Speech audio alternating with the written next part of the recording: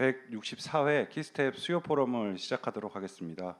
안녕하십니까? 저는 키스텝 사업조정평가본부장 전승수입니다.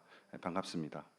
키스텝에서는 과학기술 이슈와 연구개발 전략에 대한 주요 내용들을 논의하고 심층적으로 토론하는 자리를 계속 마련하고 있습니다. 오늘의 주제는 사이버 안보와 디지털 보안 기술의 혁신 전략입니다. 글로벌 분쟁과 국가 안보의 중심축인 사이버 디지털 보안 기술의 주요 현황을 자세히 살펴보고 전문가 패널분들의 고견을 듣도록 하겠습니다. 현재 수요 포럼은 인터넷 유튜브를 통해서 생중계되고 있습니다. 많은 시청과 참여 부탁드리겠습니다. 그럼 발표 토론에 앞서서 한국과학기술기획평가원 정병선 원장님의 인사 말씀이 있으시겠습니다.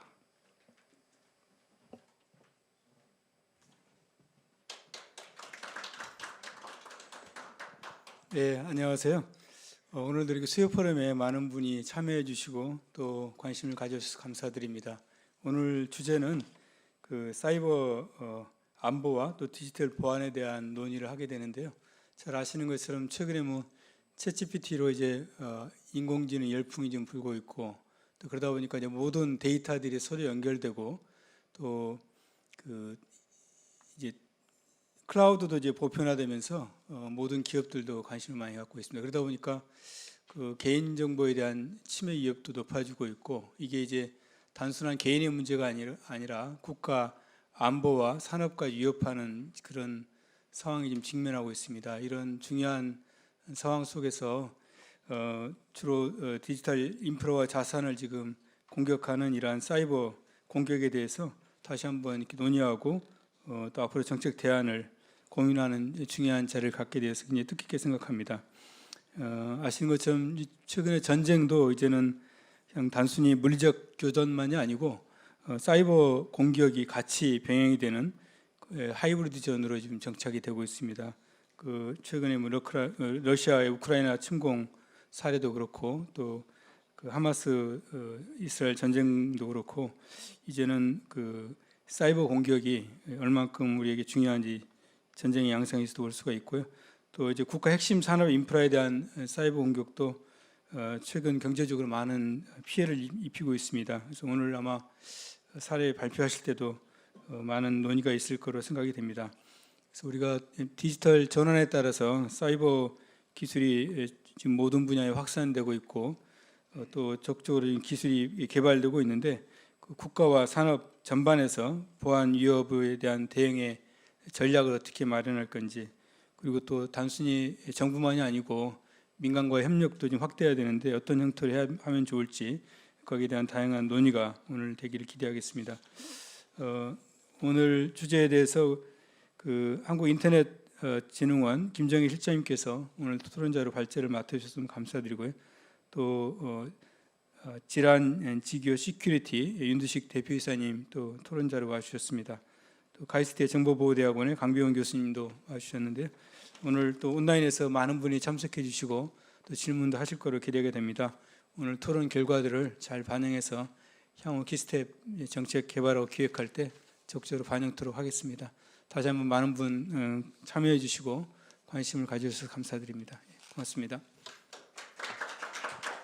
네, 말씀 감사합니다. 먼저 참석해 주신 패널 소개를 간략하게 드리겠습니다. 주제 발표와 패널을 맡아주신 한국인터넷진흥원의 김정희 실장님 자리해 주셨습니다. 질환지교 시큐리티의 윤두식 대표님 자리해 주셨습니다. 카이스트 정보대학원의 강병훈 교수님 자리해 주셨습니다. 감사합니다. 그럼 바로 주제 발표가 있겠습니다. 한국인터넷진흥원의 김정희 실장님께 발표를 부탁드리겠습니다.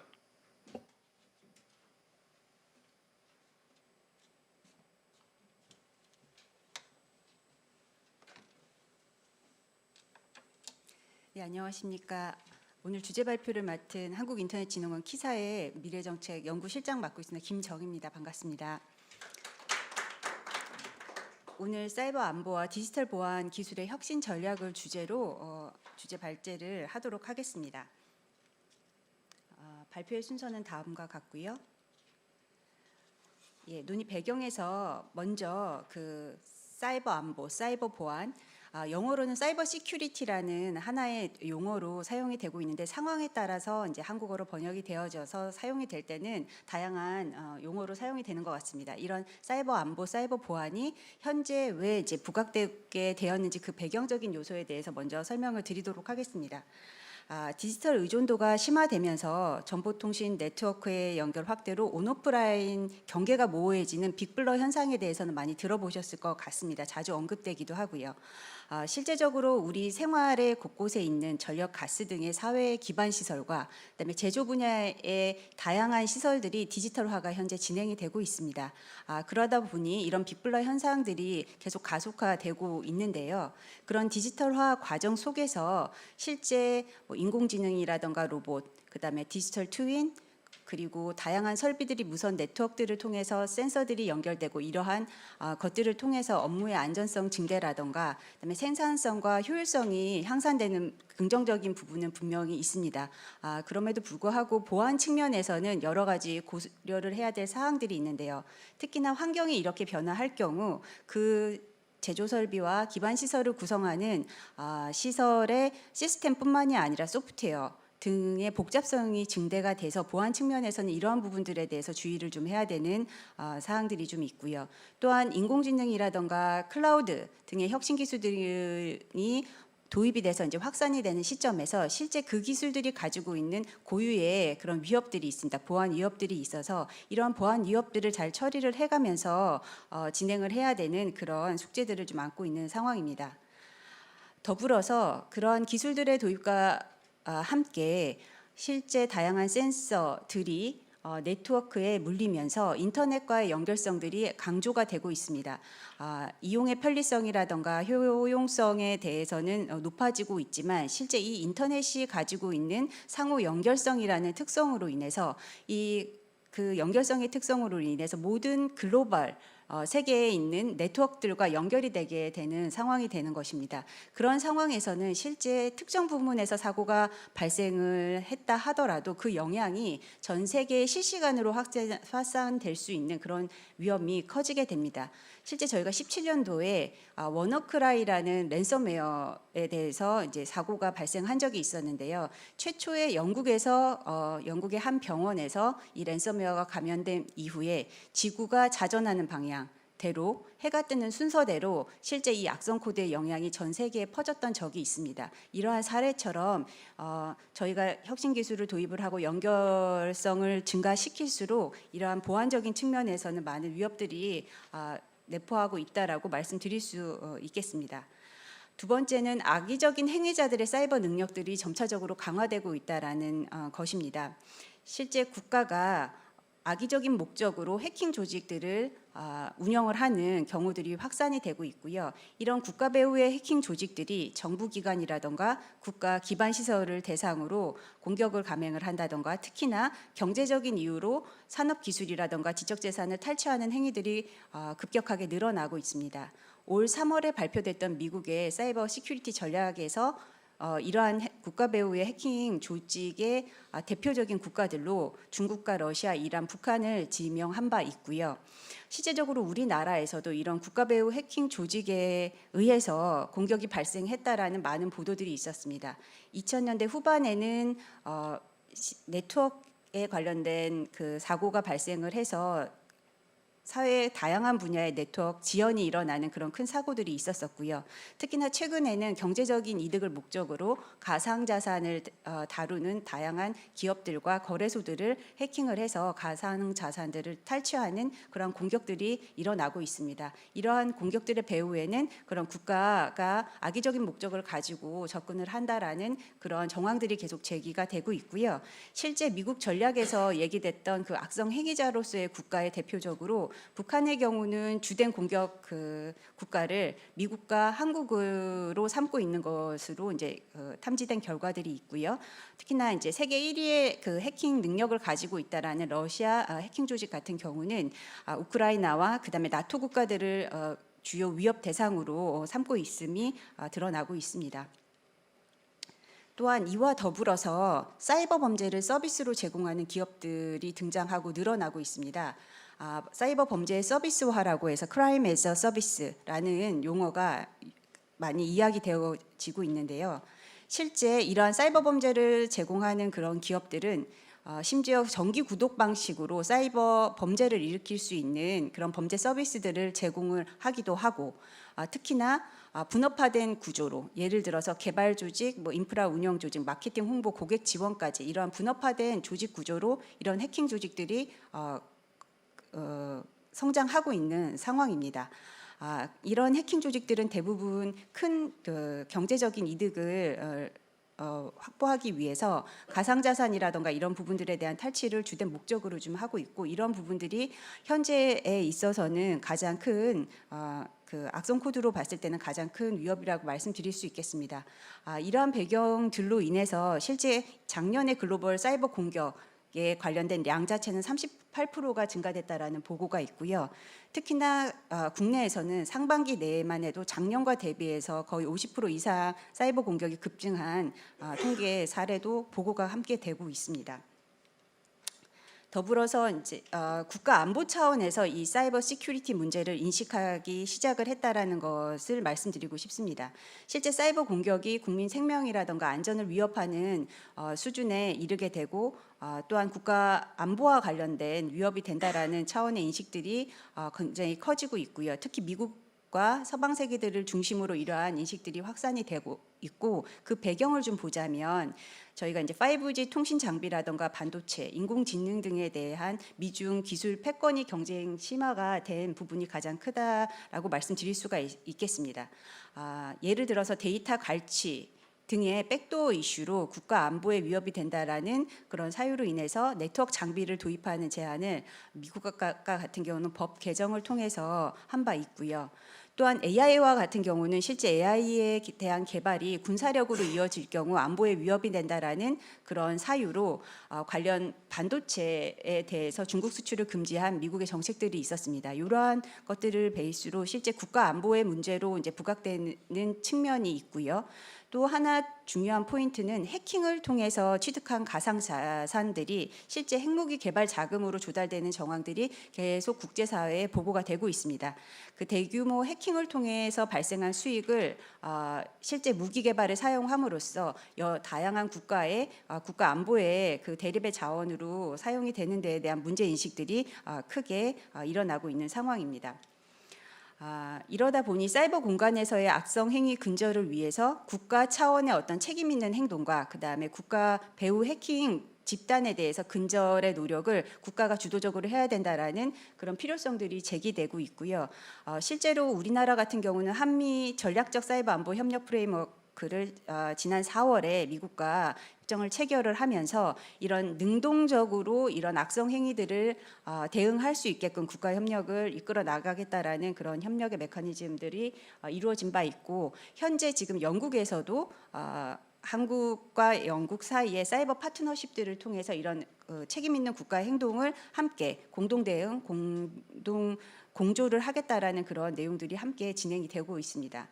더불어서 그 정보 동맹국이었던 파이브 아이즈와 유사 협력국들은 사이버 공격 정보에 대해서 공유를 하고 악의적 행위자들에 대한 공동 제재에 대해서 힘쓰고 있으며, 또 사이버 외교들을 통해서 공동 제재와 관련된 구체적인 사례들을 이끌어내고 있습니다.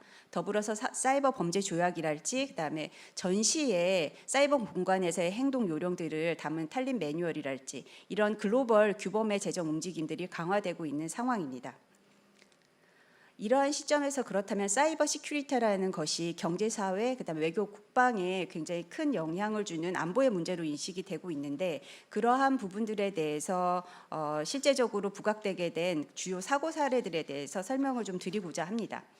사이버 위협의 피해 양상은 실제 개인과 기업에 대한 금전적인 피해를 넘어서서 사회 혼란과 마비, 그다음에 국민 생활에 위협이 되고 인명 피해를 이끌어낼 수 있는 상황까지 지금 번지고 있는 상황이고요. 구체적인 사례로 원장님께서도 잠깐 언급을 해주셨지만 최근에 작년에 일어났던 러시아 우크라이나 전에서의 사이버 공격입니다. 말씀 주신 바와 같이 이 침공은 사이버 공격과 물리적 군사 공격이 병행된 하이브리드 전으로 진행이 되었습니다. 러시아가 군사 작전에 용이한 환경을 조성을 하기 위해서 물리적인 침공 전에는 정부 기관과 경제적인 기능을 저하시키기 위해서 그러니까 은행 등에 대한 공격들을 감행을 했고요. 또한 정보의 통제라든가 조작을 위해서 미디어 시설과 인터넷 공급자들에 대한 그 기반 시설에 대한 공격을 감행했습니다. 그리고 물리적 침공 후에는 전 사회 분야에 대해서 데이터 파괴 공격을 진행함과 동시에 군사 작전과 연계된 방위 시설 네트워크를 대상으로 공격을 감행한 바 있습니다. 실제 우크라이나 전에서 이용이 됐던 수법은 보안 측면에서 보면 굉장히 일반적인 수법들입니다. 그럼에도 불구하고 파급력이 굉장히 컸기 때문에 이러한 영향들이 주목받게 되었는데요. 그 중에 하나가 그 우크라이나 내 특정 영역에만 유포되도록 설계된 악성 코드를 만들어서 먼저 수백 대의 컴퓨터를 손상시킨 후에 수천 대의 다른 컴퓨터의 데이터와 소프트웨어를 파괴하게끔 설계된 와이퍼 악성 코드를 통해서 그런 대규모 데이터 파괴 공격이 이루어졌고, 또한 서버와 네트워크가 순간적으로 감당할 수 없게끔 트래픽을 유발하는 그런 디도스라는 기법을 통해서 실제 서비스가 이루어지지 않게끔 하는 공격 기법들이 사용이 되었습니다. 그 우크라이나 에서 일어났던 그 사이버 공격을 통해서 좀 바라보면 몇 가지 얻을 수 있는 교훈들이 있는데요. 실제 우크라이나에 대한 사이버 공격 외에 우크라이나를 지원을 하는 동맹국에 대한 사이버 공격도 동시에 진행된 특징이 있습니다.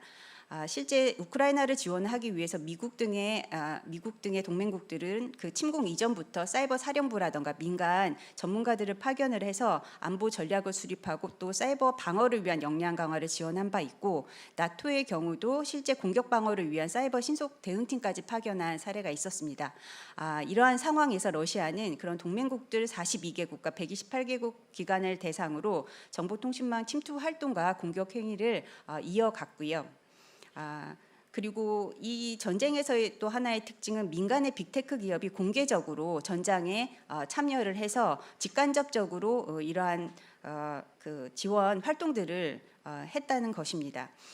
이런 민간의 빅테크 기업들은 최근에 그 혁신 기술들, 특히나 AI 사용을 포함한 그런 보안 기술들을 통해서 그 우크라이나 정부 기관과 기업 대상으로 파괴적 공격이 일어날 것을 사전 징후를 효과적으로 감지하는 데 기여를 했고요.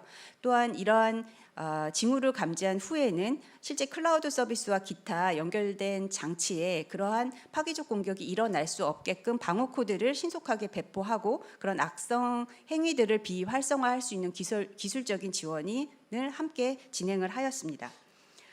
또 하나 국경 너머 타 국가로 우크라이나에 있던 데이터와 서비스들에 대해서 실시간적으로 분배를 하고 운영이 지속적으로 이루어질 수 있도록 노력을 한 것이 또 이번 사이버 그 전에서의 특징이라고 말씀드릴 수 있겠습니다. 이러한 그 특징들로 미루어 볼 때 실제 공격을 미리 감지하고 방지할 수 있는 역량과 더불어서 동시다발적으로 일어나는 공격에 대해서 실전 대응력이 얼마나 중요한지에 대해서 그 중요성이 부각이 되었고요. 또 추가적으로는 국가 배후 공격 그룹들이 자행하는 그 위협을 식별을 하고 사전에 이를 방지할 수 있는 그런 기술적인 요소들에 대한 중요성이 함께 부각이 되었습니다. 더불어서 이런 전시라든가 블랙아웃 상황, 대정전이라든가 통신 마비의 상황에서도 실제 국가의 사회 기반 시설들이 정상적으로 운영될 수 있게끔 하는 체계와 기술 등이 필요하다라는 부분들이 강조된 사례라고 말씀드릴 수 있겠습니다. 두 번째 사례로 말씀드리고 싶은 것은 사회 기반 시설에 관련된 사이버 공격입니다. 미국 최대 송유관 기업이 랜섬웨어에 감염되어서 송유 서비스가 중단되고 실제 이런 중단된 사태로 인해서 굉장히 큰 사회적인 혼란이 일어났던 적이 있는데요. 현재 에너지 산업 분야 같은 경우는 상당 부분 그 디지털화가 진행이 되어 있습니다. 그 연료 흐름을 관리하고 제어하는 센서라든지 밸브, 펌프들이 이 운영 기술이라는 저희가 이제 OT라고 부르는데 그 오퍼레이셔널 테크놀로지라고 하는 그 영역에 위치하고 있고, 그러한 것들이 중앙 시스템들과 연결돼서 디지털화가 상당 부분 진행이 되어 있습니다. 그런데 이러한 구조 하에서 이와 연결된 컴퓨터가 랜섬웨어에 감염이 돼서 데이터가 유출되고 그 센서 등이 연결된 중앙 시스템이 중단이 되게 되는 영향을 받게 돼서 실제적으로는 동부 해안의 8,900km에 해당하는 연료 공급이 중단되었던 사례입니다. 근데 여기서 중단된 것에 머무르지 않고 실제 이러한 불안감들이 조성이 되다 보니까 기름 사재기라던가 주유 대란들이 그 동부 해안 지역에 한 일주일 가량 지속이 됐고요. 특히나 그 시기에 휘발유 가격이 그 14년 이후에 최고가를 경신하는 그런 경제적인 혼란 부분들도 유발되게 됩니다. 이렇게 되자 결국은 미 행정부가 17개 주 18개 행정구역에 대해서 국가 비상사태를 선언하게 되는 그런 결과를 초래하게 된 사례들이 있습니다. 실제 이렇게 말씀드렸던 운영기술과 관련된 부분들은 저희가 이제 정보화를 진행을 하면서 업무를 지원하는 업무망이라든가 오피스망과 관련된 보호들은 좀 강화되어 있는 반면 아직까지는 이런 부분들에 대해서는 보안이 좀 미흡한 부분들이 있기 때문에 그런 운영기술이 적용된 망에 대한 보호에 대한 중요성이 부각된 사례라고 말씀드릴 수 있을 것 같습니다. 그다음 제조 설비에 대한 사이버 공격입니다. 그 세계 4위의 알루미늄 제조사가 랜섬웨어에 감염이 되어서 공장 재련소와 용광로, 자동화 공정 일부가 수개월 동안 생산이 중단되는 사태가 발생한 바 있습니다.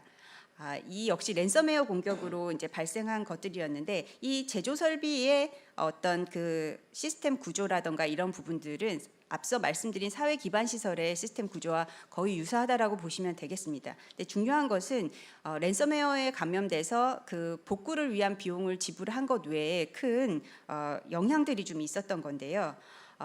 실제 그 공정 중단으로 약 1,140억 원의 경제적인 손실이 발생함과 동시에 전 세계 알루미늄 가격이 1.2% 급등하는 그런 시장에 혼란을 주는 현상들이 함께 발생하게 되었습니다.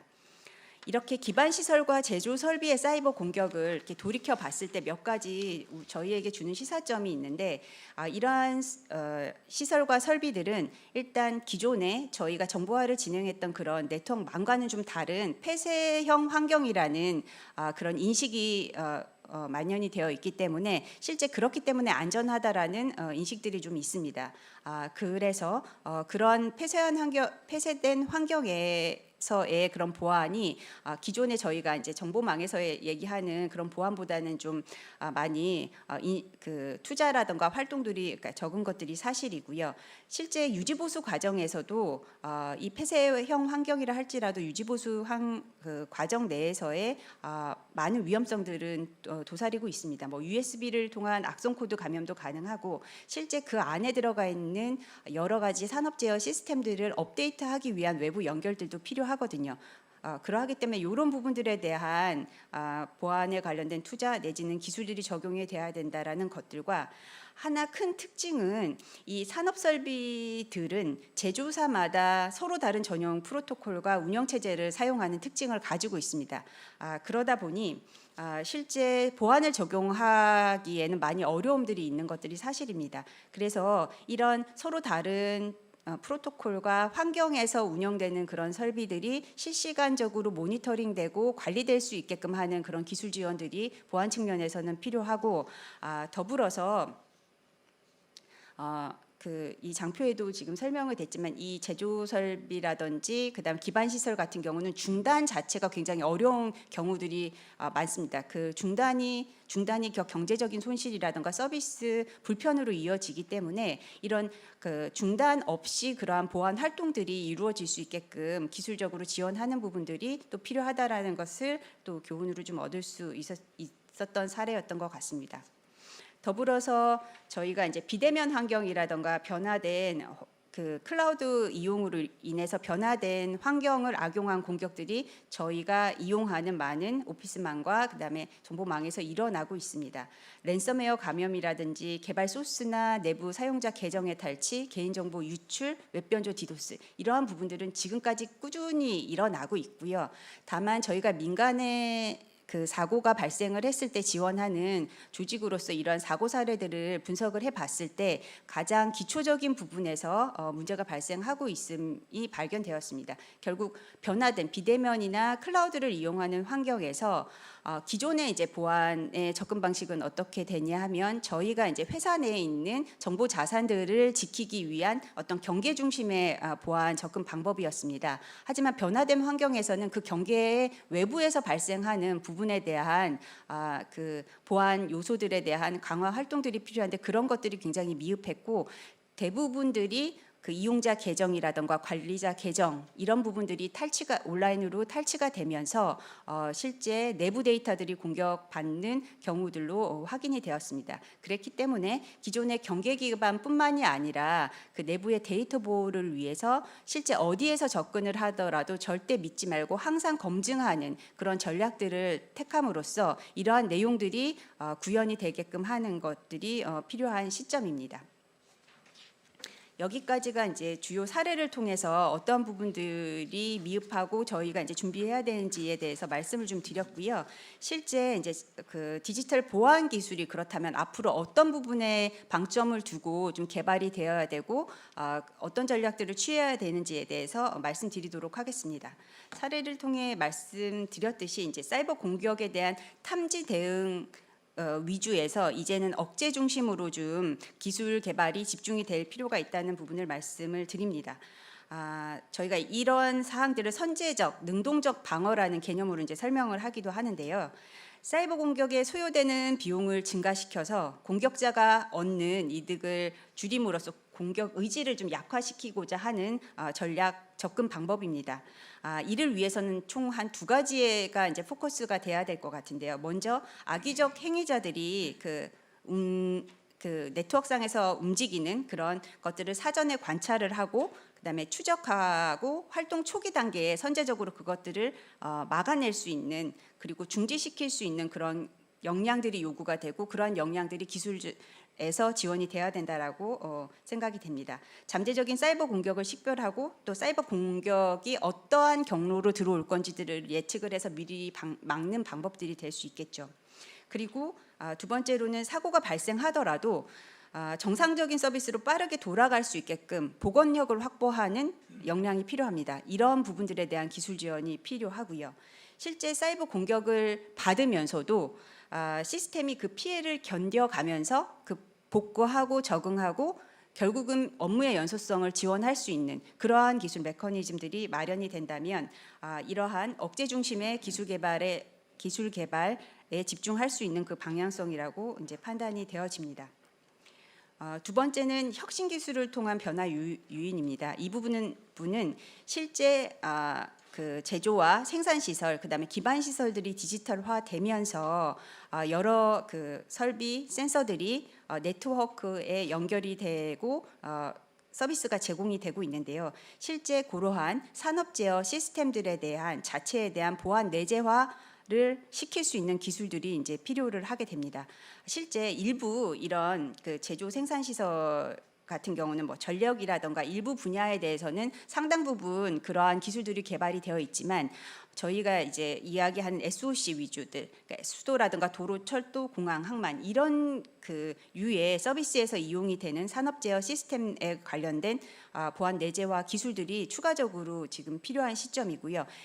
저희가 그러니까 사이버 보안, 사이버 안보 기술과 관련해서는 실은 업무망에 집중해서 기술들이 국내에 개발된 부분들이 많기 때문에 이러한 부분들의 방향성을 가지고 좀 변화할 필요가 있다라는 생각입니다.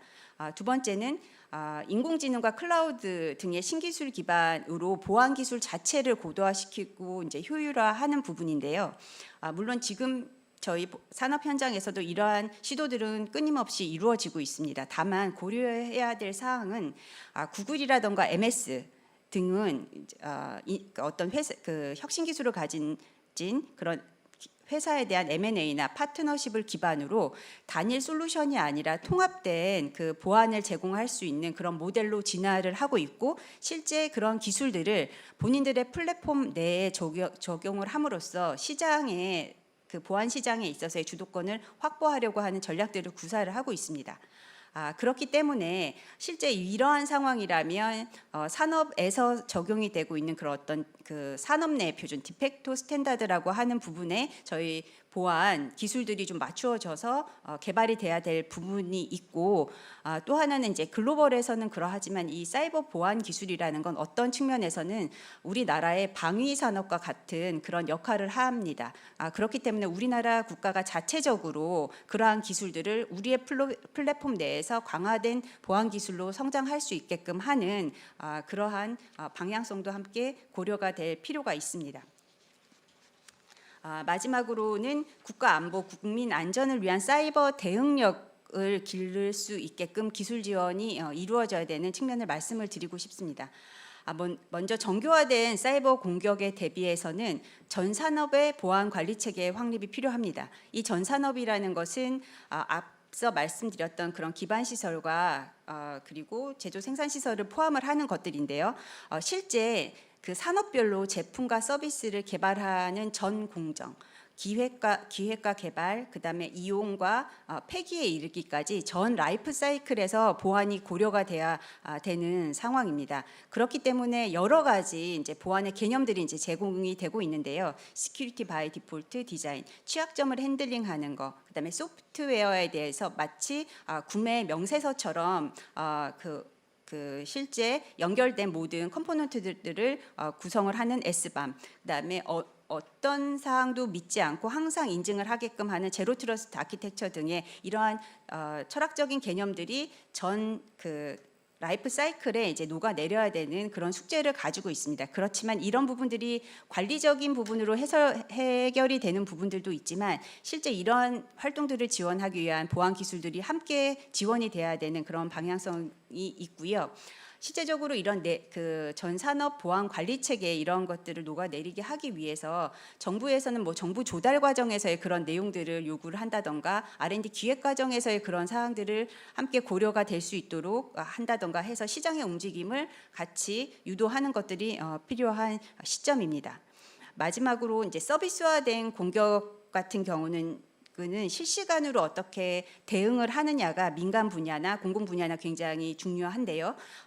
그렇게 하기 위해서 정부가 마중물 차원에서 여러 가지 서비스들을 제공을 하고 있습니다. 사이버 위협 정보에 대해서 분석을 해서 실제 기업들에게 공유를 하고 공공기관에 공유를 하는 시스템이랄지, 그다음에 대규모로 민간에서 실전 훈련에 그 사이버 실전 훈련에 대응하기 위해서 사이버 시큐리티 훈련 플랫폼이랄지 이렇게 정부에서 마중물로 제공하고 있는 여러 가지 자원들이 있는데요. 이런 자원들을 민관 협력을 통해서 기술 개발에 이용이 될 수 있게끔 오픈을 하고 실제 그 서비스들이 되고 기술들이 고도화되는 부분들을 민간 협력을 통해서 유도해야 되는 그러한 방향성이 또 제시가 될 수 있을 것 같습니다.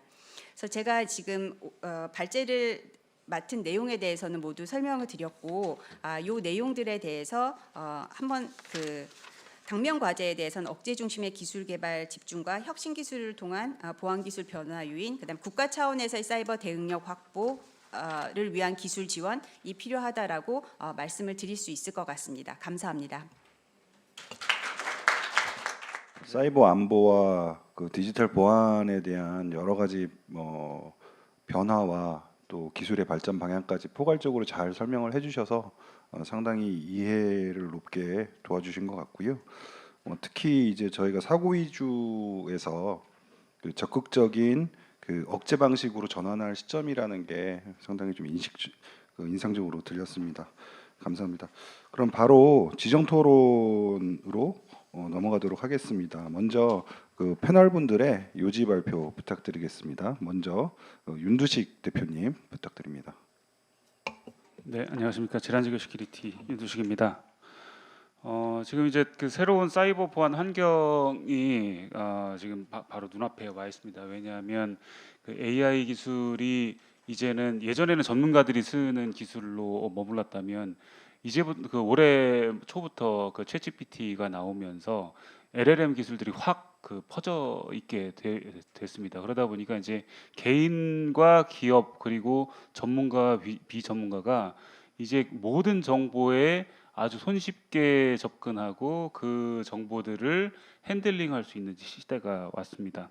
거기다 더해서 이제 작년 재작년 해서 우크라이나 전쟁과 그다음에 이스라엘 전쟁 이렇게 국지적으로 냉전이 나타나면서 사이버 시큐리티의 근본적인 변화가 일어나고 있습니다. 여기에 대해서 우리가 대한민국이 적시에 대응하지 못한다면 그 글로벌에서 지금 빠르게 변하고 있는 그런 경쟁력 측면에서 저희가 그걸 제대로 대응하지 못하는 그런 위기가 오지 않을까 그런 생각이 좀 들고요.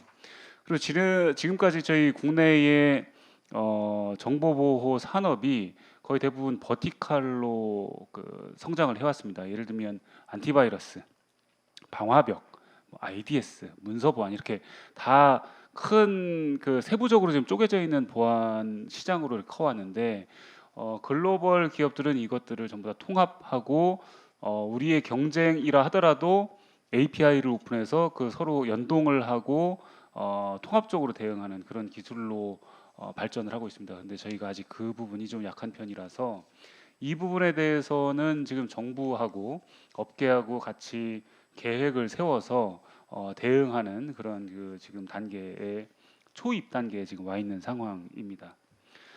그리고 세 번째는 실제로 이제 우리나라의 보안 수요 기업들이 대부분 어떤 서비스나 솔루션을 도입할 때 두 가지를 요구를 합니다. 하나는 이제 온프레미스, 그래서 장비를 꼭 우리 회사에 놓고 써야 하는 그런 환경에서 구동돼야 된다라는 요구 사항이 있어서 온프레미스 시장이 굉장히 활성화가 되어 있고요.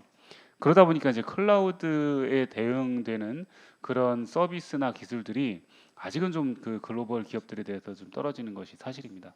또 하나는 우리 기업의 꼭 맞춤형 어떤 서비스, 뭐 보안 인터페이스 이런 것들을 해달라고 하는 커스터마이즈 이슈가 좀 발생을 합니다. 그러다 보니까 이 공급 기업들이 거기에 커스터마이즈의 시간을 뺏기다 보니까 또한 수요 기업마다 계속 커스터마이즈 버전이 달라가지고 일관된 기술 업그레이드나 기술 개발하기가 굉장히 힘든 게 사실입니다. 그래서 이런 부분들을 빨리 벗어나야 하겠다는 그런 생각이 좀 들고요. 그 다음에 이제 세 번째는 우리나라 아직 보안 시장이 물론 성장을 많이 해왔지만 앞으로도 갈 길이 멉니다. 글로벌 예를 들면 우리나라 전체 정보보호 시장이 일본 정보보호 시장의 한 5분의 1 정도밖에 안 되고요. 그 다음에 미국 정보보호 시장의 한 50분의 1 정도, 그 정도밖에 되지 않는 시장이기 때문에 사실은 국내 정보보호 시장이 같이 성장을 해줘야 기술 개발이나 아니면 글로벌 경쟁력도 같이 이루어질 수 있지 않겠나 그런 생각이 좀 들고 사실 그에 발맞춰서 정부에서도 2027년까지 사이버 보안 시장을 30조 원 달성하겠다는 목표를 지금 세우고 있습니다. 그렇게 하려면 사실은 예산 확보와 그다음에 예산이 제대로 쓰일 수 있도록 하는 그런 정부 차원에서 범정부 차원에서의 노력이 좀 필요하겠다 그런 생각이 들고요.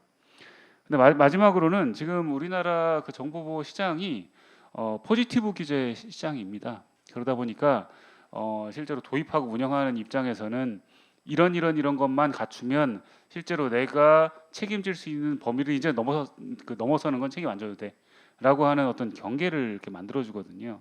그러다 보면 좀 더 이렇게 선제적으로 뭔가 보완을 할 수 있는 환경이 마련되지 않기 때문에 향후에는 이건 이제 사실 법적으로 해결돼야 될 문제이긴 합니다. 이건 네거티브 규제로 좀 전환을 해서 실제로 수요 기업이 그리고 CISO들이 우리 기업에서 우리 기관에서 어떤 새로운 보안 위협이 있을 때 이런 것들을 적극적으로 대처하고 그런 것들을 기술 개발 기업들과 조금 더 시장을 크게 확대해 나가는 그런 힘을 실을 수 있도록 하는 그런 환경 변화가 필요하겠다 그렇게 생각이 되고 있습니다. 감사합니다. 네, 말씀 감사합니다. 현재 저희 나라가 과거에는 사이버 보안 이라는 표현을 대부분 쓰고 있었고, 그때는 사실 온라인 서비스나 네트워크 중심의 보안 이슈나 보안 기술에 집중했는데, 이제 저희가 사이버 안보라는 키워드를 부여하는 건 결국 국가가 책임져야 될 뭐 국민의 생존과 또 국가 간의 어떤 분쟁과 전쟁 사이에서의 어떤 사이버 안보의 일상화, 일반화 뭐 이런 현상이 계속 벌어지는 걸로 좀 해석할 수 있을 것 같기도 하고요. 또 대표님께서 좋은 지적을 해주신 것 같은데, 저희 나라의 그 보안 기업 기술의 육성 방식이 대부분이 이제 분화되는 방식으로 계속 성장해 왔기 때문에 상당 부분 국외의 기업들, 선도 기업들하고의 경쟁력 또 자체적인 역량 저하는 눈에 이렇게 좀 가시적으로 보이는 상황이라고 좀 인식이 됩니다. 좋은 지적 감사드리고, 그 제가 알기로는 이제 미국에 있는 마이크로소프트나 구글도 정부 연구개발 사업에 대해서는 적극적으로 참여하고 또 어떻게 보면 상당 부분 의무화하도록 그렇게 진행하고 있는 걸로 알고 있는데요. 저희 나라에서도 좀 상당 부분 시사점이 있다 이렇게 생각합니다. 그럼 다음으로 그 강병훈 교수님 부탁드리겠습니다. 안녕하세요. 카이스트 정보보호대학원의 강병훈입니다. 저는 오늘 그 사이버 공간을 안전하게 만드는 기술에 대해서 이제 좀 약간의 철학적인 접근 방법과 그 다음에 아직 알려지지 않은 기술들을 소개하면서 저희들이 정책적인 방향이나 아니면은 기술이나 이 방어를 하는 측면에서 어떤 방향으로 우리가 좀 생각을 해야 되는지를 고려할 수 있도록 두 가지 기술을 짧게 소개하면서 제 그 패널 그 논지를 전개하도록 하겠습니다. 첫 번째로 저희들이 지금까지 이제 그 어떠한 그 코드나 아니면은 뭐 AI 그 컴퓨테이션을 돌린다든지 그 모든 하는 데 있어서 저희들이 가장 포커스를 뒀던 거는 대용량으로 많이 빨리였습니다. 근데 지금 이제 사이버 공간의 안정성 측면에서는 모든 그 코드의 실행 환경이 동일하다는 그 가정을 깨야 할 시점이 돌아온 겁니다. 그러니까는 제가 인터넷을 브라우징 할 때 코드를 돌릴 때와 제가 은행을 할 때와 또 원자로에서 원자력의 그 온도 조절을 하는 그 센서의 그 모든 실행 환경은 동일한 실행 환경이 돼서는 안 됩니다. 이 구별된 안전하게 독립된 실내 실행 환경을 구축을 해줘서 그 안에서 그 보안성에 맞도록 진행이 돼야 되는데, 이러한 기술들을 위해서 뭐 confidential computing, 뭐 실내 실행 환경 해서 여러 그 움직임들이 있습니다. 그에 대해서는 제가 다시 또 부연 설명드리고요. 이 또 다음 한 가지 방법은 많은 공격들을 보면은 저희가 이제 그 인터넷이 나온 지 한 40년, 50년 됐나요? 그래서 인터넷은 그 인터커넥션에 포커스를 줬습니다. 그러니까는 IoT가 나오면서 또 초연결, 저희들은 빠르고 정확하고 다양하게 연결하는 데 모든 초점을 뒀거든요. 그런 상황에서 이제는 사이버의 네트워크의 그 만남의 공간도 저희들이 살고 있는 이 피지컬 공간은 뭐 진천 오려면 서울에서 한 2시간 와야 되고 이런 어떤 피지컬 거리들이 자연스럽게 있습니다. 그래서 그걸 이용을 하는 안전장치들이 많이 있어요. 저희들이 그걸 좀 흉내낸 게 저희들의 그 파이어월 페리미터 이런 거지만, 그걸 떠나서 이런 안전한 사이버 공간을 확보하는 기술이 새로운 관점에서 많이 보여져야 되는데, 그러면은 어떠한 게 이제 필요하냐? 그래서 나오기 시작한 기술들이 이제 안전한 사이버 공간 확보에서는 모든 연결이 지금은 일단 다 연결해주고 그 다음에 이 사람을 연결할까 말까 결정을 하는 시스템입니다. 그렇기 때문에 적이 연결하든 외부가 연결하든 국내에서 연결하든 일단 연결은 받고서 그 다음에 이 사람이 계속해서 내 서비스를 이용할 건지를 검증을 하는 시스템이에요. 그래서 처음부터 그 기회를 주지 않으면서도 안전하고 독립된 이런 연결의 공간을 어떻게 우리가 만들 건가. 사실 그런 철학에서 나온 게 그 지금 그 경계 기반을 허물자. 경계 기반은 이제 그 공간 한 번만 넘으면, 국경만 넘으면 그냥 다 안전한 걸로 치고, 학교 안에 들어오면, 회사 안에 들어오면 전부 안전한 걸로 치고 모든 권한을 다 줘버렸거든요. 그렇기 때문에 사용하기 직전에 또 검사해라, 이런 게 이제 제로 트러스트의 개념인데, 그 임플리시트 트러스트를 하지 말라는 제로예요. 그게.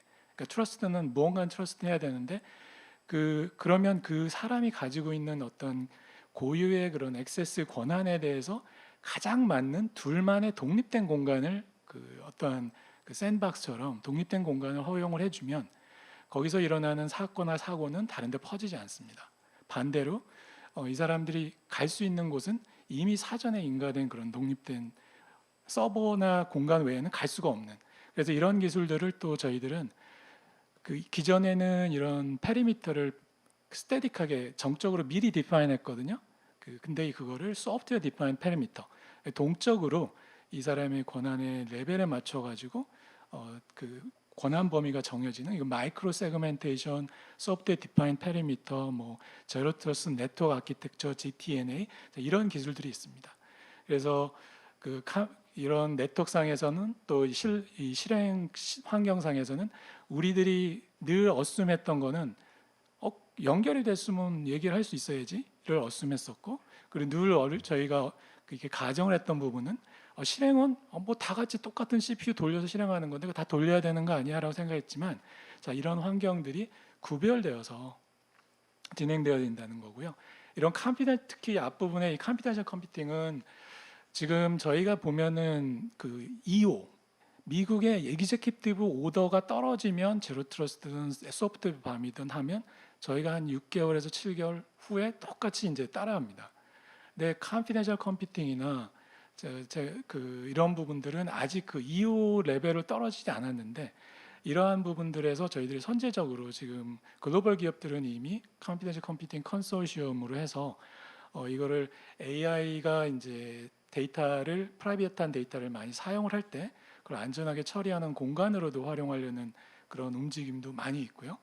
그 프라이버시 프리저빙 컴퓨테이션이나 아니면은 시큐어 컴퓨테이션이라고 불리는 동영암하고 함께 도와주면서 통계 자료 같은 거를 안전하고 민감한 정보를 이용해서 잘 만들 수 있는 이런 환경들, 금융권들, 이런 환경에서 많이 활용될 수 있는 기술입니다. 그래서 이런데 저희들이 좀 더 선제적으로 준비를 하는 것도 좋지 않나 해서, 저는 전반적으로 좀 기술의 그 큰 방향과 그 흐름의 철학적인 그 배경을 가지고 간략히 설명을 드렸습니다. 감사합니다. 예, 말씀 감사합니다. 평소에 저희가 이렇게 뭐 기술이나 뭐 이슈에 대해서는 많이 접하는데 굉장히 좀 약간 본질적인 얘기를 해주셔서 되게 좋은 것 같고요. 결국에는 이 표준화가 주는 어떤 편리성과 통합성의 어떤 역기능 그리고 위험성에 대해서 네, 맞습니다. 말씀을 좀 주셨고, 저희가 보통 뭐 EA 같이 엔터프라이즈 아키텍처 같이 큰 시스템을 구축할 때 사실은 원칙으로 두는 게 편리성을 우선에 두고 뭐 개선이나 효율성, 생산성 이런 중심으로 방점을 많이 찍는데요. 사실은 그 그러니까 시스템이든 뭐 서비스든 생존을 원칙으로 두면 안전이 사실 최우선 원칙으로 올라가야 되고, 그에 따라서 아키텍처의 구조가 완전히 달라지는 상황들이 벌어지기 때문에 그 부분을 잘 강조해 주신 것 같습니다. 감사합니다. 저희가 오늘 주제를 설정하면서 세 가지 정도 세부적인 부분들을 좀 고민을 했는데요. 하나는 사이버 안보와 보안 기술의 글로벌 메가 트렌드하고 혁신의 방향성이 어떻게 흘러갈 것이냐 한번 좀 예측해보고 의견을 좀 여쭙고 싶고요. 또 하나는 사이버 보안 기술의 혁신과 연구 개발에 있어서 좀 전에 말씀 주신 원칙처럼 주안점을 어디에 우리가 이제 두어야 하는가라는 거고요. 세 번째는 기술 혁신을 위해서 정부 정책으로서 뭔가 지원해주고 우선적으로 조성해야 될 환경은 무엇인가, 세 가지 정도로 고민했습니다. 그럼 먼저 첫 번째 주제로 사이버 안전 차원의 국가의 역할과 대응에 있어서 글로벌 트렌드나 주요 변화에 대해서 한번 여쭙겠습니다. 먼저 김정희 실장님 부탁드리겠습니다. 네, 사이버 안보 차원에서는 그 최근에 그 글로벌 트렌드로는 각 국가들이 이제 매년 그 안보 전략에 그 사이버 시큐리티에 대한 부분들을 이제 담고 있는데요. 이제 미국과 같은 경우가 가장 대표적인 경우라고 말씀드릴 수 있겠습니다. 제가 배경에서도 말씀드렸듯이 실제 안보 위협으로 인식하게 된 여러 가지 이제 포인트들이 있습니다. 그러다 보니 기존의 사고 대응 위주의 접근 방법에서 즉 그러니까 사고가 발생했을 때 피해가 최소화되기 위해서 접근하기 위한 방법에서 이제 사전적인 요소와 더불어서 이제 기술적인 대응 조치뿐만이 아니라 경제, 사회, 외교, 국방까지 그 활동의 영역들을 그러니까 사이버 시큐리티의 활동의 영역들을 지금 넓혀가는 흐름으로 돌아가고 있습니다. 일예로 실제 공격자 그룹을 사고가 발생했을 때 공격자 그룹이 확인되었다라고 하면 그런 공격자 그룹에 대해서 실제 연방 수사국이 지명 수배를 내리고요. 그 지명 수배가 된 그 대상에 대해서 그것이 이제 개인이든 기업이든 기업에 대해서 이제 국제 공조를 통해서 경제적인 제재, 금융적인 제재까지 취하는 상황으로 이제 사이버 시큐리티 활동들이 지금 확산이 되고 있는 상황입니다. 결국에는 국가 안보 차원에서는 국민 안전이라던가 안보 위협에 해당이 되는 그런 다양한 과거에는 없었던 그런 경제, 사회, 국방, 외교까지의 활동들을 아우러서 담는 것들이 지금 필요한 시점이라고 판단이 되어지고요. 그렇기 때문에 우리나라에서도 지난 6월에 이제 국가 안보 전략을 마련을 하면서 실제 사이버 안보와 관련해서 국가 차원에서 어떠한 접근 방법을 가지겠다라는 것들을 이제 선언적으로 포함한 내용들이 있습니다. 그 첫째가 국가 차원의 일원화된 그 사이버 안보 체계를 마련을 하겠다라는 것이었고요. 그것은 이제 대통령실이 중심이 되고 사이버 안보 비서관실이 실무 지원을 하면서 실제 안보 차원의 문제가 발생했을 때는 대통령실 중심의 그런 일원화된 체계를 가져가겠다라고 선언한 부분이 하나가 있고요.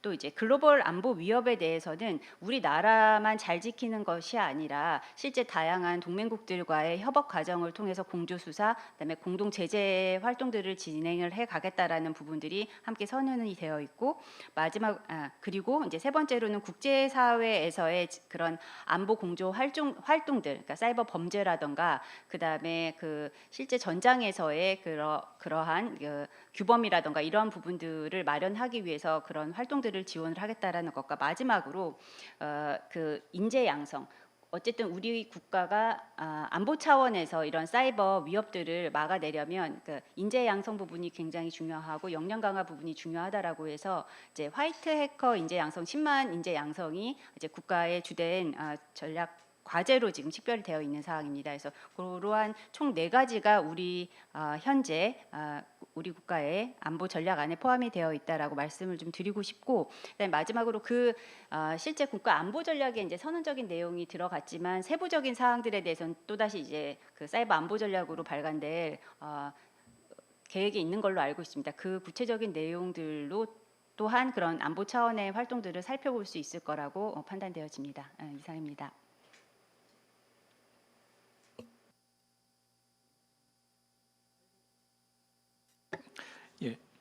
예, 저는 사이버 그 안보라는 그 단어는 그 사실 바꾸면 사이버 보안인데요. 사이버 보안 기술이 매우 잘 되어 있는 나라는 당연히 그 사이버 안보 기술 면에 있어도 그 방어력이 대단히 있다고 봅니다. 뭐 이스라엘을 얘기해서 그런데 많이 그 이스라엘의 그 사이버 보안 기술은 상당히 높다고 제가 미국에서 교수 생활할 때도 여러 번 실질적으로 좀 경험을 했던 부분이거든요. 근데 저희 한국에서 그 카이스트 학생들하고 할 때 그 많은 그 기술력 측면에서 보면 제가 생각해도 저희도 그들 못지않게 굉장히 창의력이 있고 잘 한다고 생각합니다. 근데 이제 사이버 안보로 이어지기 위해서 이런 좋은 그 보안 기술들이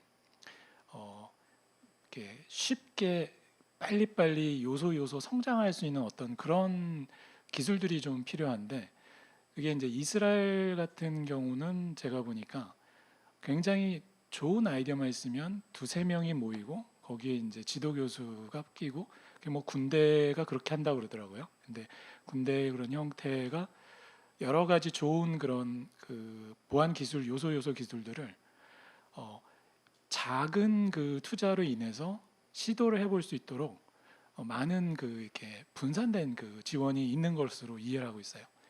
그래서 저는 그 과제 같은 거를 이제 교수로서 많이 참여도 해보고 제가 대형 과제도 이렇게 이끌어보고 다 해볼 때 느낀 점이 아까 우리 윤득식 대표님이 말씀하셨듯이 이렇게 어떤 기술 하나하나를 이렇게 버티컬리 막 키울 때는 그런 기술 하나에 이렇게 큰 과제가 있고 하는 거는 도움이 빨리 됩니다. 근데 그럴지라도 항상 그 다음에 굉장히 좋은 기술들은 여기저기 씨가 뿌려져 가지고 잘하고 있어야지 어느 정도 좀 잘한 다음에 거길 또 집중해서 키울 수가 있거든요.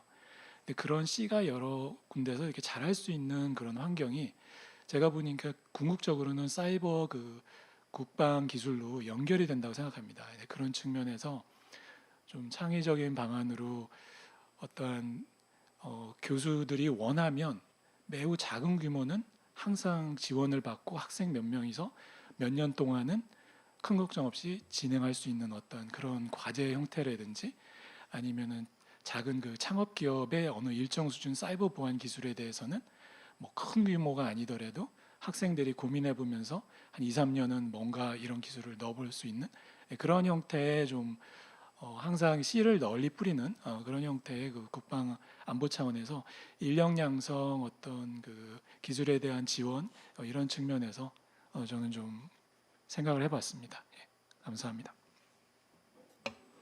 예, 그 사실 사이버 안보 측면에서의 국가의 역할을 가장 지금 적극적으로 하고 있는 데가 미국을 참고를 해보면 좋을 것 같아요. 왜냐하면 사실은 그 작년과 올해 이어가지고 바이든 대통령이 그 사이버 안보 행정명령을 내렸죠. 그리고 그 올해는 AI 관련된 그 행정명령을 내렸습니다.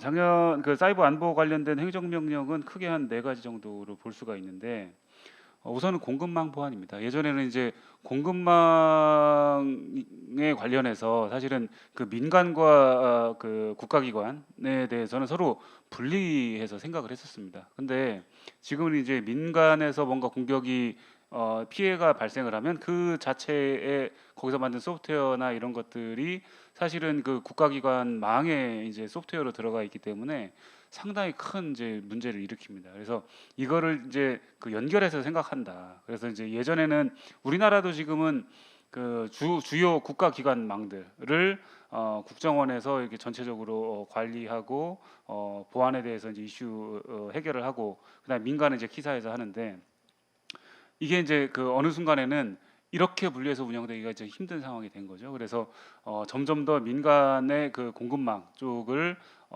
그 모니터링과 여러 가지 그 보안 이슈를 해결하는 방향으로 가고 있는 게 이제 맞는 것 같고요. 그런 측면에서 민간 협력을 굉장히 강조를 하고 있습니다.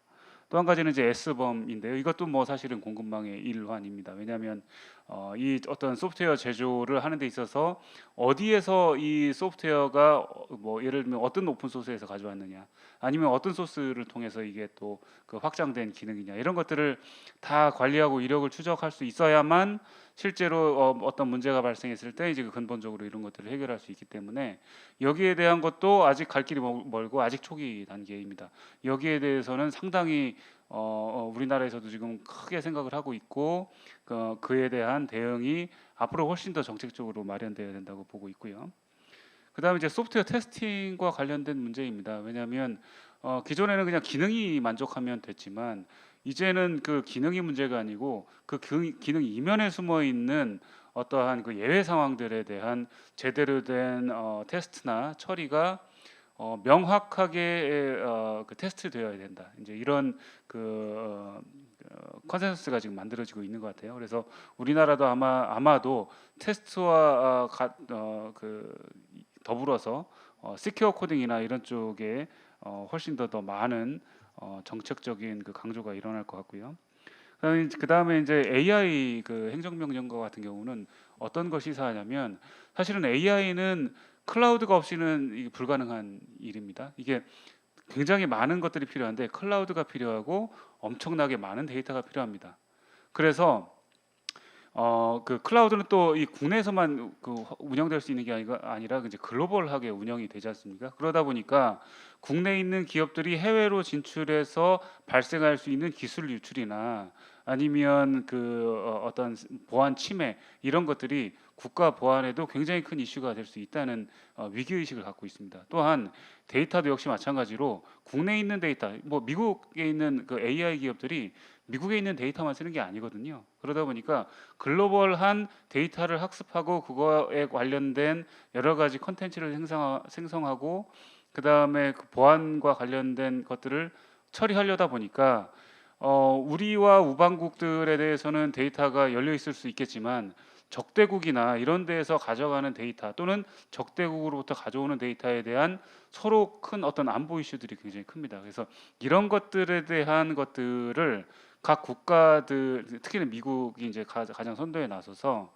정보 유출이 될 수 없도록 하는 그런 여러 가지 정책적인 안들을 지금 세워놓고 있습니다. 이게 우리나라도 아마 마찬가지로 이제 여기에 따라가게 될 건데 거기에서 가장 큰 문제는 미국은 글로벌 기업들이 굉장히 많기 때문에 이런 문제들을 조금 더 그 장기적으로 또는 또 포괄적으로 생각을 할 수 있지만 사실 우리나라는 그렇게 하기가 굉장히 어려운 상황입니다. 그렇다면 우리나라와 우리나라 우방국들끼리의 어떤 정보 공유, 정보 교환 이런 것들을 통해서 데이터 확보, 그다음에 기술 확보 이런 것들을 할 수 있는 그런 기반 마련을 해야 되는 이제 시기이다. 물론 옛날부터 그런 고민을 해왔긴 했지만 그 이슈는 훨씬 더 커질 거다. 그런 생각을 하고 있습니다. 예, 말씀 감사합니다. 그 말씀 주신 게 쭉 하나의 뭐 흐름처럼 좀 들려지는데요. 이 처음에 이 김정희 실장님이 말씀 주셨을 때는 이 국제 정세의 안보 이슈에 따라서 동맹국 간의 연대 구조가 이제 체계화되어져 있고 현재 정부의 정책 흐름도 그런 것들을 세부적으로 구체화하는 방식으로 진행되고 있다 이런 걸 설명해 주셨고 또 강병훈 교수님께서는 굉장히 또 중요한 포인트 같은데 이게 사이버 안보에 대한 정책이나 어떤 담론보다는 실질적인 기술 역량이 백업이 되어야 바로 안보 역량으로 직결된다라는 포인트를 좀 잘 짚어 주셨고요. 특히 연구 어떤 그런 역량에 있어서 효율적인 연구 개발 환경이 먼저 우선이다. 그러니까 신속하게 연구하고 실질적인 내용들이 만들어질 수 있도록 하면서 그게 결국 인재 양성에 아주 빠른 전략으로 좀 들려집니다. 그리고 윤두식 대표님께서는 그 과거에 저희가 이제 미중 패권 경쟁이 굉장히 일상화되고 아직 풀리지 않은 분쟁이긴 한데 거기에 시작점이 결국에는 이제 안보 문제였다. 그래서 저희 기억에는 그때 서버 안에 있는 칩셋에 그 스파이 코드가 들어있다라는 문제 때문에 모든 문제들이 이제 촉발됐던 걸로 기억이 되는데요. 그런 것들을 살펴보면 결국 모든 제품, 그러니까 프로덕트 라인이나 서비스 라인, 뭐 시스템 라인에 하나하나 공정별로 저희가 보안에 대한 안보에 대한 이슈들이 이제는 체크되어야 하고 그렇게 제품이나 서비스 시스템이 완성이 되어야 경쟁력이나 또 해외 수출, 또 산업적 가치 이런 것들이 발현되지 않겠나 이렇게 좀 이해를 해보겠습니다. 말씀 감사합니다. 그 다음 그 주제로 제가 좀 더 세부적으로 들어가 보면요, 이 사이버 보안 기술의 혁신이 기술적, 경제적 측면에서 우리가 고려해야 될 우선순위들 무엇일까라는 겁니다. 이제 보편적인 말씀은 다 좀 주셨고 이제는 그러면 보안 기술 변화 또 우리가 변화 발전 혁신에 있어서 기술적, 경제적 우선순위를 무엇에 둘 것인가 이렇게 한번 여쭤보고요. 먼저 윤두식 대표님께 부탁드리겠습니다. 예, 예전에는 사실 사이버 보안이 우리 회사 또는 우리 기관의 정보를 지키는 데를 주로 이제 위주로 했습니다. 그거는 무슨 말이냐면 경계 보안하고도 사실은 비슷한 측면인데 사실 조직은 굉장히 큰 범위에서 이제 지켜지는 거잖아요. 그런데 이제 그 앞으로는 모든 그 기능들이 인베디드 되고 하기 때문에 그리고 이제 B2C 쪽의 제품들로 굉장히 많이 옮겨가면서 거기서 보안 이슈를 일으킵니다. 특히나 아까 그 김정희 실장님께서도 발표하셨듯이 디지털 화폐, 가상화폐와 관련된 해킹이 굉장히 랜섬웨어하고 묶이면서 굉장히 커지고 있는 게 사실입니다. 이건 그 한 2019년, 20년 이때 이제 그 비트코인 뭐 굉장히 이제 화랑일 때 그때 하고 이제 끝날 줄 알았는데 실제로 그 이후에 훨씬 더 그 이 해커 기업 조직들이 기업화되고 체계화되었습니다. 거기다가 이제 또 북한은 특히나 이제 외화벌이를 이런 그 가상화폐를 해킹함으로써 하고 있는 것이 이제 많이 밝혀지고 있고요. 그러다 보니까 이게 그 회사 내부의 시스템만 안전하게 지키는 게 문제가 아니고 일단 기관, 그 다음에 사용자가 가지고 있는 여러 가지 뭐 노트북, 핸드폰 이런 것들을 통해서 해킹이 일어나서 가상자산을 해킹해서 가져가기 때문에 이제는 큰 의미의 경계를 보완하는 게 문제가 아니고 디바이스 하나하나를 안전하게 지키는 것이 굉장히 큰 이슈가 되고 있다. 이렇게 생각할 수 있을 것 같습니다. 그리고 이런 것들이 실제로 그 엔드 포인트 디바이스까지 안전하게 지키게 하기 위해서는 그 시장의 그 시장 규모 자체도 커져야 되는 그런 이슈가 있기 때문에 이런 부분들을 종합적으로 고려해야 되는 지금 상황에 와 있다. 이렇게 말씀드릴 수 있겠습니다.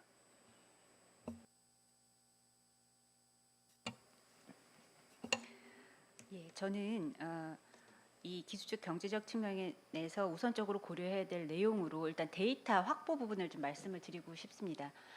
일단 보안 기술이 발전을 하고 그것들이 이제 효용성을 가지고 경쟁력을 가지려면 결국 학습하는 데이터라던가 이런 부분들이 꾸준히 지속적으로 수집이 될 수 있는 구조가 마련이 되어야 합니다. 근데 이제 그 글로벌 기업들 같은 경우는 각종 센서들이 전 세계에 퍼져 있기 때문에 상대적으로 그러한 데이터 확보에 굉장히 유리한 측면이 있고요. 하지만 또 하나의 기회는 그러니까 우리나라의 이제 위협 정보들을 분석을 해보거나 저희가 이제 국제 협력을 통해서 이제 서트라고 합니다. 이런 대응 조직 간의 이런 정보들을 비교를 하다 보면 그러한 위협 정보들의 지역성이 나타납니다. 실제 모든 데이터가 많다라고 좋은 것이 아니라 특정 지역을 공격하는 그룹들이 이제 식별이 되어지고 그 그룹들이 활용하는 데이터들이 이렇게 그러니까 지역화되어서 이제 나타날 수 있거든요. 결국 이제 그 얘기는 뭐냐면 제가 이제 발표 내용 중에 그 말씀을 조금 드리기는 했는데 결국 이 사이버 보안 기술은 어떤 안보 차원에서는 방위 기술로 성장시켜야 되는 그런 기술이라고 보고 있습니다. 그렇다면 그런 데이터 확보 측면에서 실제 우리가 정보화를 통해서 굉장히 많은 센서들과 그런 디바이스들이 우리나라에 지금 퍼져 있고 실제 그러한 디바이스와 센서들을 통해서 수집되는 정보들을 산업계가 함께 공유해서 활용할 수 있는 그러한 접근 방법을 취할 필요가 있고요. 실제 이러한 데이터 확보가 기술 혁신의 속도를 가속화시키고 또한 실제 그러한 기술적인 측면뿐만 아니라 경제적으로도 그런 데이터들을 이제 사와야 되는 것들이 현재 지금 보안 기업들의 이제 실제 위치인 거거든요. 그래서 그런 부분에도 많은 도움이 될 수 있기 때문에 이런 데이터 확보 전략 부분이 좀 강조되어야 될 것으로 판단되어집니다. 감사합니다. 예, 저는 그 보안 기술 혁신을 계속해서 끌어낼 수 있는 어떤 그 경제적인 기술 시장에 대한 인센티브 구조를 좀 고민을 해봤습니다. 그 말씀을 드리면은 일단 시장에 어떠한 기술 기업을 다 맡기면 물건이 팔리는 기업이 이제 잘 성장을 합니다. 그런데 정부가 개입을 하는 경우가 어떤 경우냐면 인프라스트럭처 관련된 도로, 항만 이런 거는 누가 도로를 민간으로 딱 지었을 때 뭐 10년 내에 이제 아마 회사가 make it even 뭐 수익을 못 낼 겁니다. 시큐리티는 여러 번 이런 그 데이터 공유도 말씀하셨고, 그 다음에 각 기업들끼리 서로 API를 열어서 서비스를 서로 이렇게 열어주자라고 공유를 말씀도 하셨는데, 그 인프라가 되기 위해서는 지금의 그 기업을 쳐다봤을 때, 기업이나 어떤 기술의 어떤 상용화 측면에서 쳐다봤을 때, 이 기술의 상용화가 사람들이 핫하고 좋아해가지고 많이 이렇게 클릭해서 돈을 벌 수 있는 모델은 사실은 시큐리티는 공기와 같은 거예요. 물하고 인프라입니다. 내가 자고 있을 때 누군가가 지켜줘야 되는 거거든요. 어느 날 갑자기 없으면 가장 큰 고통을 느끼는 게 바로 기반 시설의 정의예요. 인프라스트럭처가 바로 시큐리티예요. 시큐리티가 뚫리면 엊그제 뭐 행정망 뭐도 안 되고 뭐 안 되는 뭐 일 생기면 엄청 고통스럽잖아요. 근데 그 고통을 사람들에게 개별 소비자에게 그 돈을 내게 하는 거는 매우 불가능합니다. 그래서 그거의 가장 간단한 예시 중에 하나가 저희가 좀 고민을 해보면서 들은 생각인데 도로 제가 여기 올 때나 할 때 저희들이 통행료 아주 기쁘게 내요. 이렇게 잘 된 도로가 대단하거든요. 대한민국 도로 연결되어 있는 건 정부가 선투자를 당연히 잘 하셨죠. 그러나 그 위에 운영되거나 더 좋은 빠른 길을 누가 돈 내서 다리를 내고 하면은 거기에 일부 좀 돈을 몇 년씩 내면서 하게 되는 이런 인프라스트럭처는 개개인의 어떠한 시장에서의 어떠한 혁신을 끌어낼 수 있는 그런 그 인센티브 구조가 아닙니다. 그래서 그런 형태로 좀 뭔가 정부가 좀 주도는 하되 그게 마중물이 돼서 주도는 하되 인프라스트럭처 투자 측면에서 이 보안 시장을 좀 봐주셔서 그렇게 되면은 협력이 자연스럽게 이루어집니다. 왜냐하면은 어떠한 보험 시장처럼 이렇게 보험을 이렇게 들어주는 형태니까 거기에 일정 그 의료기기 같은 경우는 저도 굉장히 많이 느끼는 부분인데 의료기기뿐만 아니라 어떤 그 특정 업무에서 사용되는 이런 작은 이 임베디드 장비는요. 거기에 들어가는 그 운영체제 OS도 몇 년 전 걸 씁니다. 매우 쉽게 말해서 그냥 기초적인 해킹 실력이면 다 뚫을 수가 있는 그런 임베디드 장비가 많이 활용이 되고 있어요. 의료기기라 해서 돈을 많이 낸 비싼 기기는 뭐 조금 더 이렇게 최신의 윈도우스 뭐 11 뭐 VPN도 들어가 있고 뭐 이렇게 하겠죠. 그렇지 않은 장비들이 훨씬 더 많이 활용될 가능성이 많고 그래서 이런 측면에서 예를 들어 의료기기다. 그럼 의료기기 장비는 최소한 이러한 고속도로 통행료를 내야 된다라는 뭐 이런 그런 어떤 형태로 일종의 자기는 다달이 조금 내지만 그게 그룹으로 모이면 큰 그 돈이 될 거고 그런 자원으로 그 자원을 가지고 향해서 열심히 뛰는 그 기술력들이 모일 거라고 보거든요. 그러면 그 기술들이 다시 선순환돼서 나올 거고 그래야지 그 저희들이 어떤 면에서는 기술적 경제적 측면에서 혁신을 계속해서 끌어내지 않을까 그런 생각을 좀 해봤습니다. 네, 말씀 감사합니다. 그 좀 전에 소주제 말씀 주신 거랑 약간 이제 반대로 조금 내용들이 좀 이어지는 것 같은데요. 그 저희가 보통 기술을 보면 이제 선택 기술도 있고 필수 기술도 있는데 저희가 생존 기술이라는 것도 있거든요. 반드시 필요한 생존 기술. 그래서 국가나 기업이나 개인이 지속적인 생존을 위해서 반드시 갖춰야 할 기술들 이런 표현들을 많이 쓰는데 그 안보 보안 기술들이 그러한 속성이 어느 정도 확인이 된다라는 측면하고요. 저희가 보통 보면 이제 투자도 뭐 정부 투자도 그렇고 지출 구조도 그런데 이게 재량적으로 할 수 있는 부분이 있고 의무적으로 해야 되는 부분이 있다. 예. 근데 약간 의무 쪽으로 말씀을 주셨고 기존에 저희가 보안 기술들이 뭐 경제적 산업적인 분야로 바라봤다면 이제는 국가적 차원으로 이렇게 넘어오면서 사회 간접 자본 성격의 SOC 형태의 투자가 필요하다라는 거를 좀 강조해 주신 걸로 인식이 됩니다. 그리고 김정희 실장님께서는 데이터 확보를 강조해 주셨는데 사실은 뭐 일반 분들이 듣기에는 약간 이해가 안 될 수도 있으나 보통 디바이스 안에 그러니까 소위 말하는 이제 왕래하는 모든 데이터들을 확보하거나 식별해야 이게 보안의 어떤 포인트들이 다 접근 가능하기 때문에 최우선적으로 데이터 접근과 확보가 최우선이다 이렇게 강조해 주셨고 제가 알기로는 미국도 굉장히 뭐 자유나 이런 자율에 대해서 강조하는 국가임에도 불구하고 이 국방이 최우선 정부의 정책 1순위이기 때문에 개인들의 메일이나 기업의 데이터는 모두 접근할 수 있는 권한을 다 갖고 있고 기업들이나 국민들이 모두 따르는 걸로 알고 있거든요. 이제 그런 부분에서 굉장히 좀 시사점이 있다 이렇게 생각이 좀 들고요.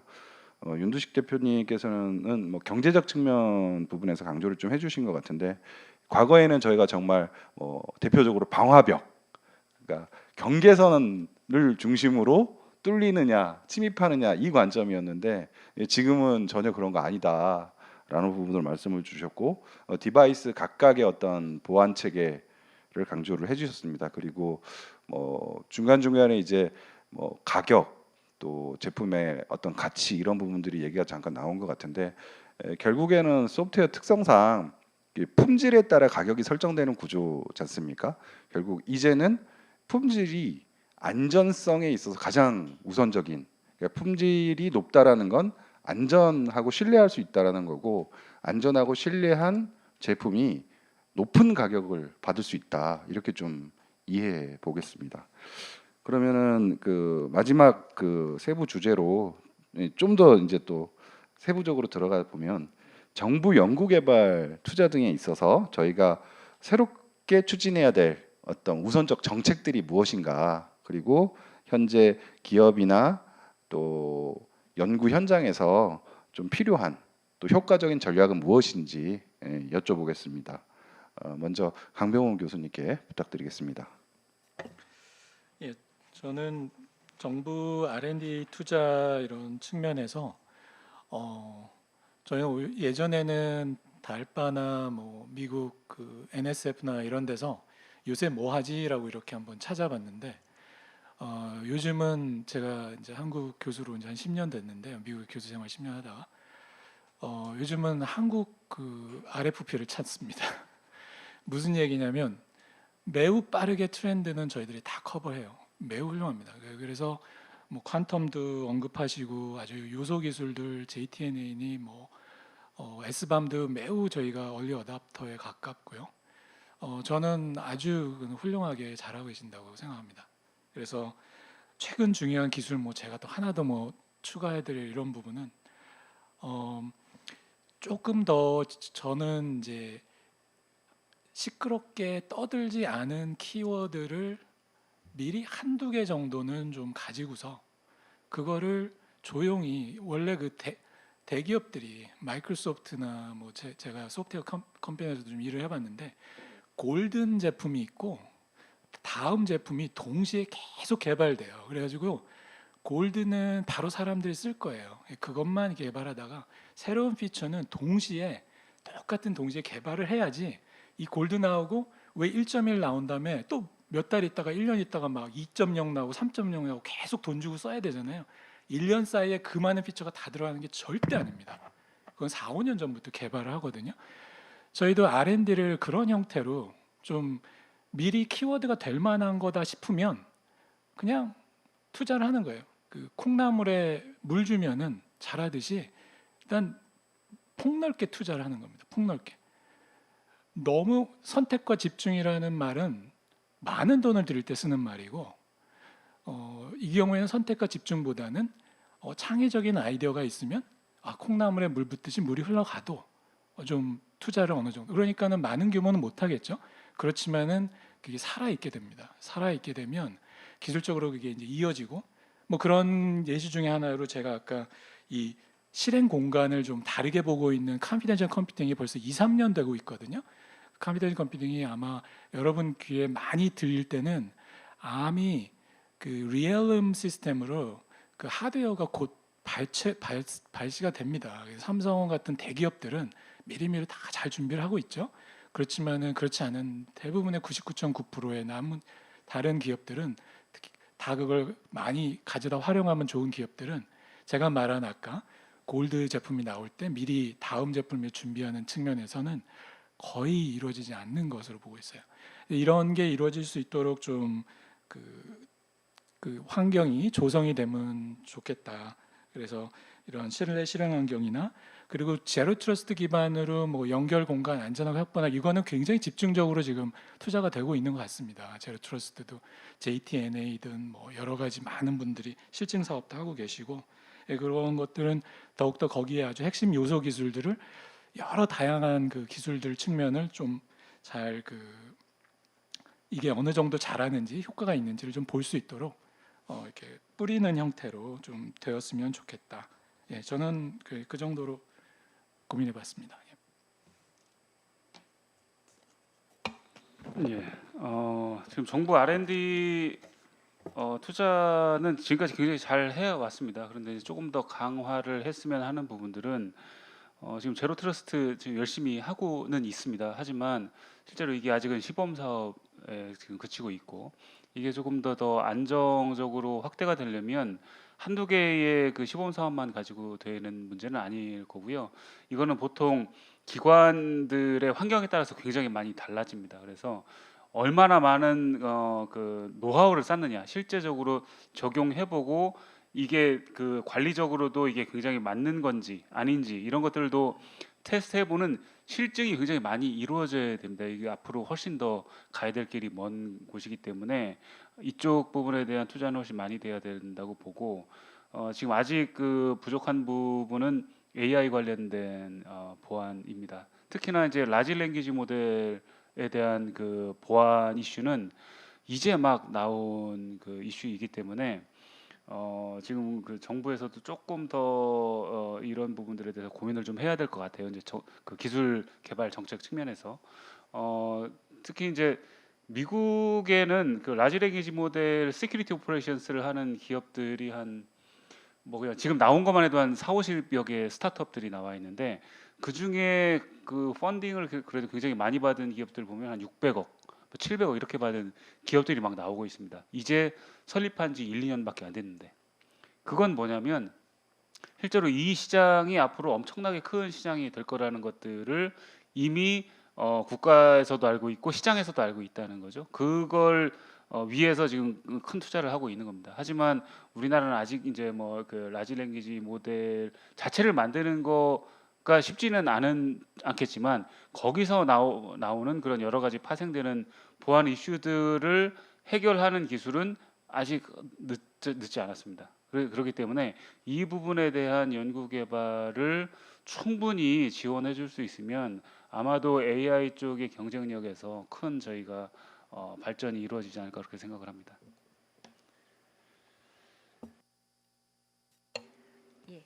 저는 지금 대표님께서 그 AI의 LLM을 말씀을 해주셨는데 이제 그것을 포괄하고 실제 AI라는 것은 이제 미래에 저희가 사용하는 모든 시스템에 적용이 될 기반 기술이기 때문에 AI가 가지고 있는 고유의 특성의 위협들이 있습니다. 알고리즘 편향성이라든지 인풋 데이터가 오염이 됐을 때 실제로 잘못된 결과를 유추하는 것들이라든지 즉 그 AI의 신뢰성과 관련된 전반에 관련된 부분에 대한 그런 정보 R&D 부분에 조금 더 이렇게 투자가 좀 있어야 될 거라고 이제 첨언을 조금 드리고 싶고요. 실제적으로 내년 사이버 보안과 관련된 R&D 예산은 상대적으로 다른 분야보다 저희가 이제 증액이 되어서 실제 그런 부분들에 대해서는 참 다행이다라고 이제 생각을 하고 감사하게 생각을 하고 있습니다. 다만 그 내용 중에 이제 중요도가 좀 이제 높아진 부분이 글로벌하게 이제 공동 연구를 추진하는 그런 이제 방식이 이제 제한된 것들이 있는데요.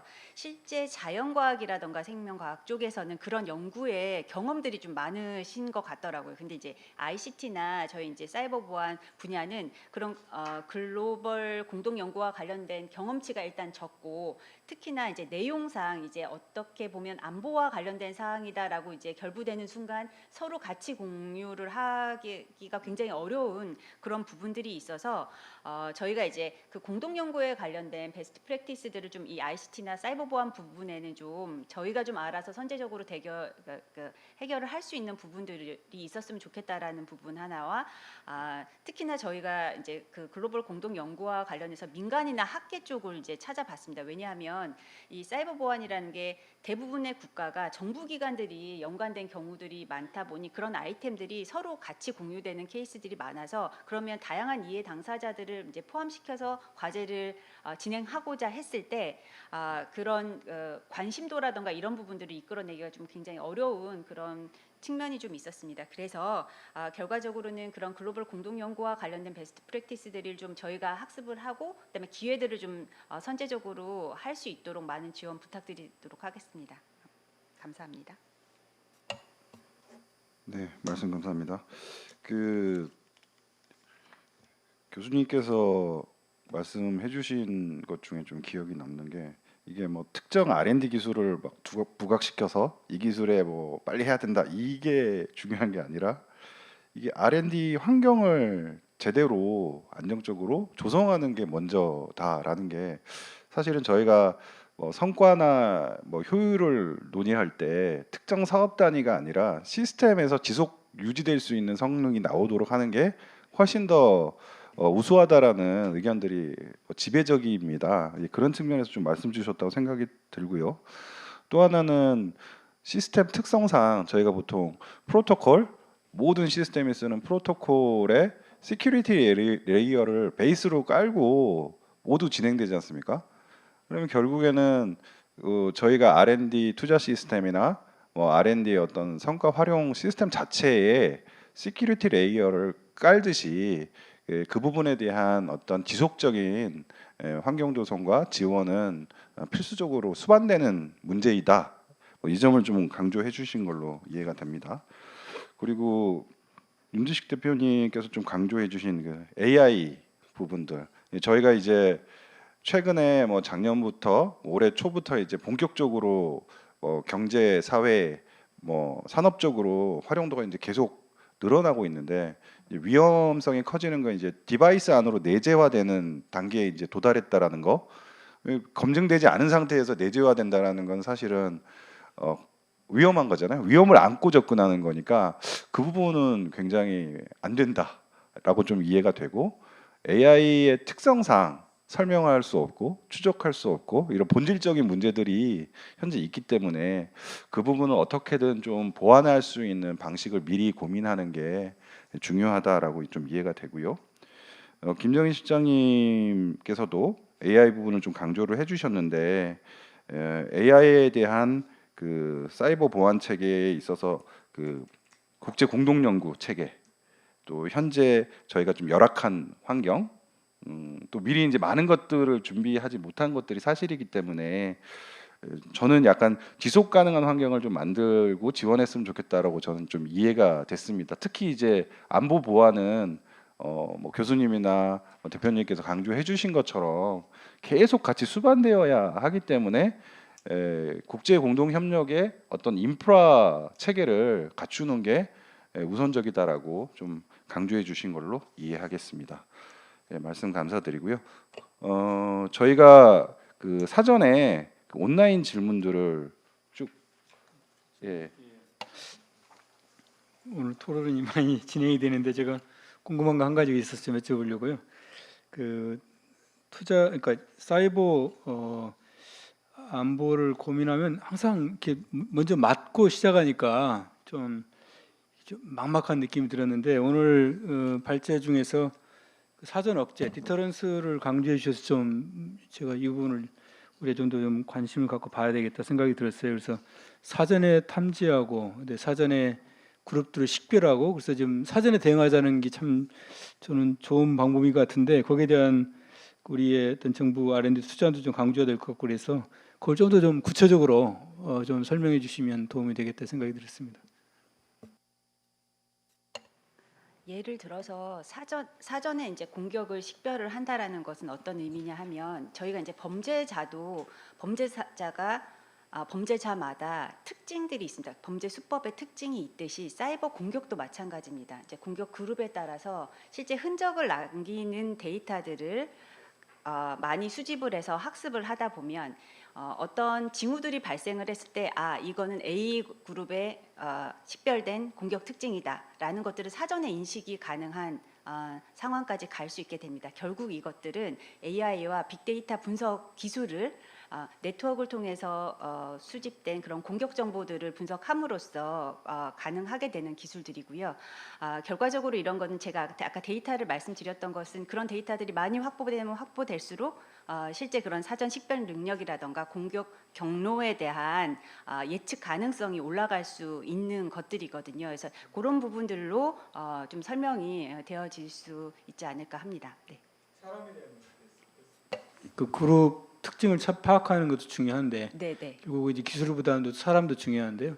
그런 사람들에 대한 식별 그리고 추적 이런 것들이 지금 구체적으로 공조가 되고 있나요? 예, 일부 공조가 되고 있고 아까 말씀드렸던 그 사례 중에서 그 발표 때는 말씀을 안 드렸는데 연방수사국이 제가 말씀드렸던 그런 기술들을 활용을 해서 범죄자들이 집단을 특정하고 그 범죄자 집단의 가상자산 계좌에서 실제 일정 금액을 회수하는 그런 성과까지도 보인 상황이 있었습니다. 그러니까 결국 그러한 기술력 확보가 방어나 억제의 핵심이 될 수가 있고 그러한 부분에 대한 준비가 필요한 시점이라고 판단됩니다.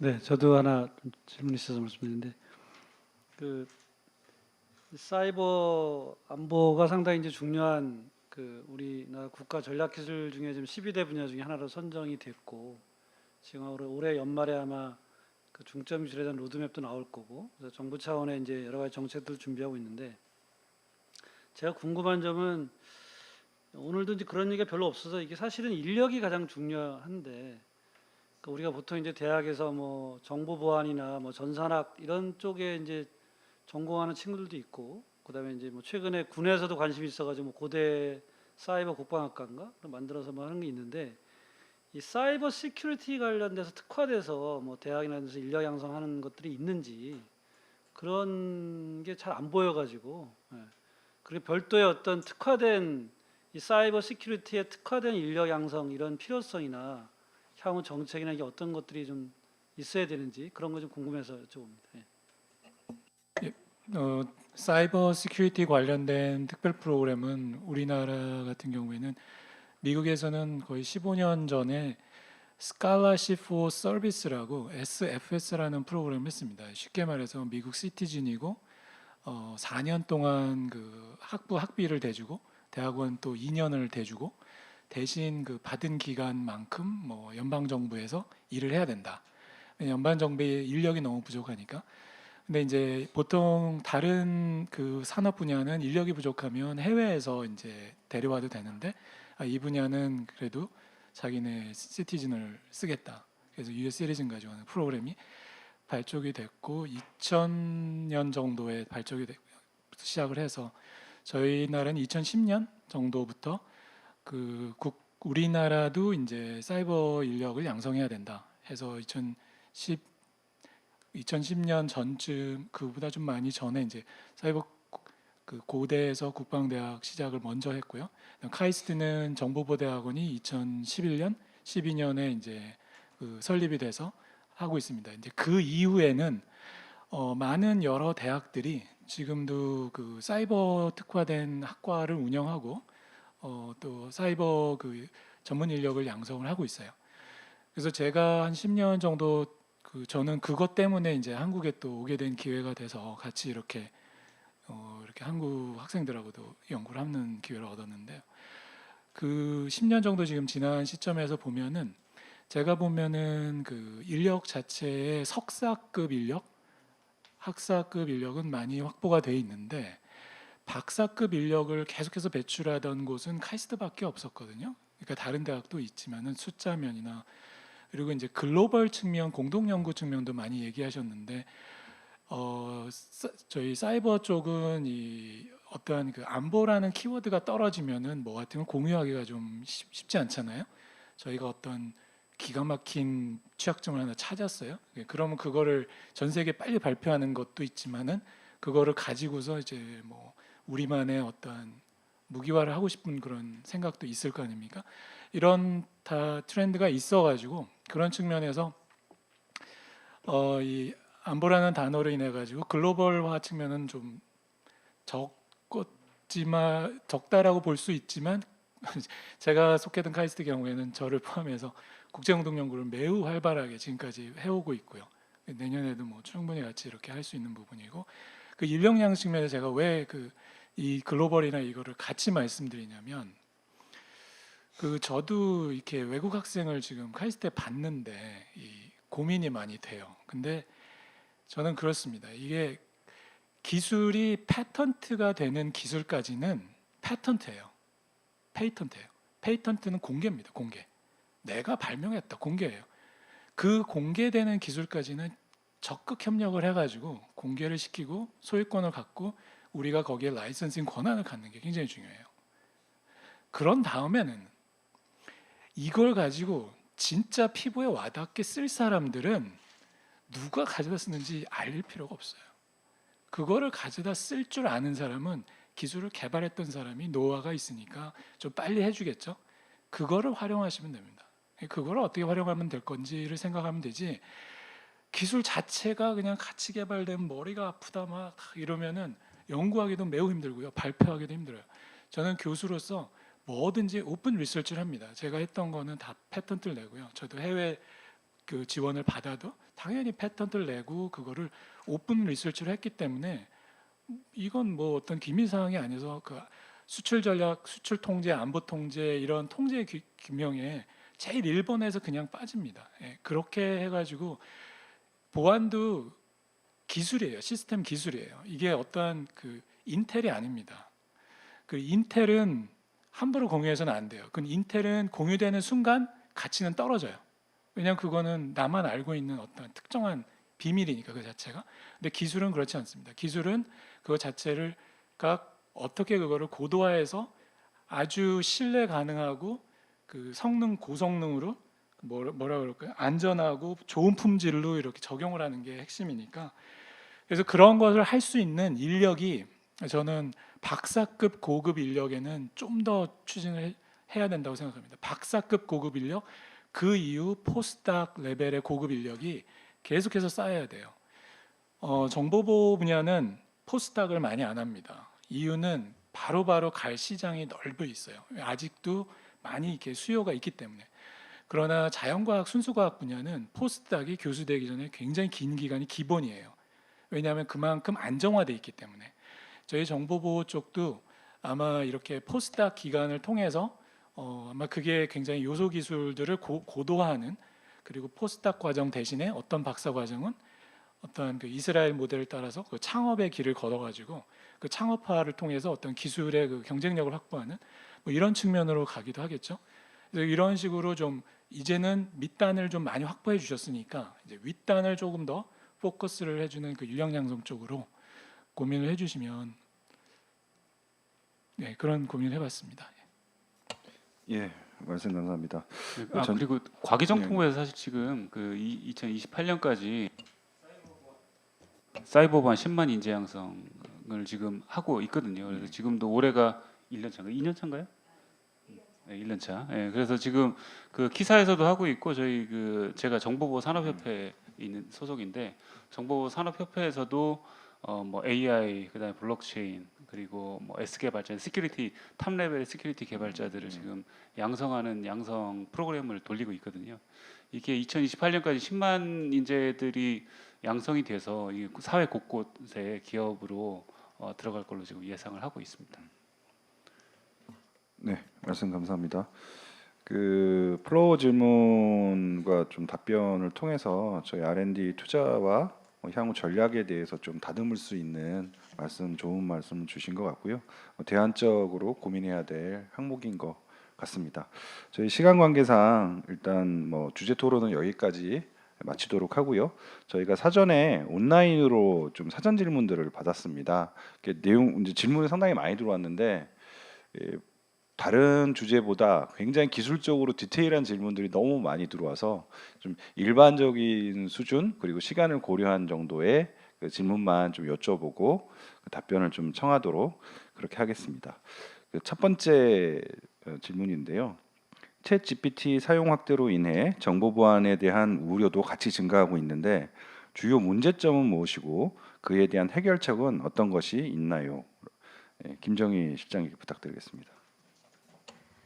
예, 챗GPT 같은 경우는 실은 상반기 내에 워낙에 화두가 됐던 이슈라서 요 이제 보안 문제도 함께 이렇게 언급됐던 바들이 많은 것 같습니다. 그래서 그것들을 기준으로 말씀을 드리자면 이제 이게 언어 모델 기반이다 보니 실제 사람이 쓰는 것과 거의 유사 또는 더 프렌들리한 방식으로 이렇게 글을 작성할 수 있다는 그런 이점들을 악용을 해서 이제 저희가 피싱 메일이라고 많이 들어보셨을 거예요. 어떤 공격의 전 단계로 실제 그 공격 대상의 정보들을 이렇게 얻기 위해서 하는 수법들인데요. 그런 피싱 메일들을 이제 고도화해서 누가 보더라도 사람이 쓴 것보다도 더 정교한 그런 피싱 메일들에 대한 공격들이 좀 강화가 될 수 있다, 이런 우려들도 있었고요.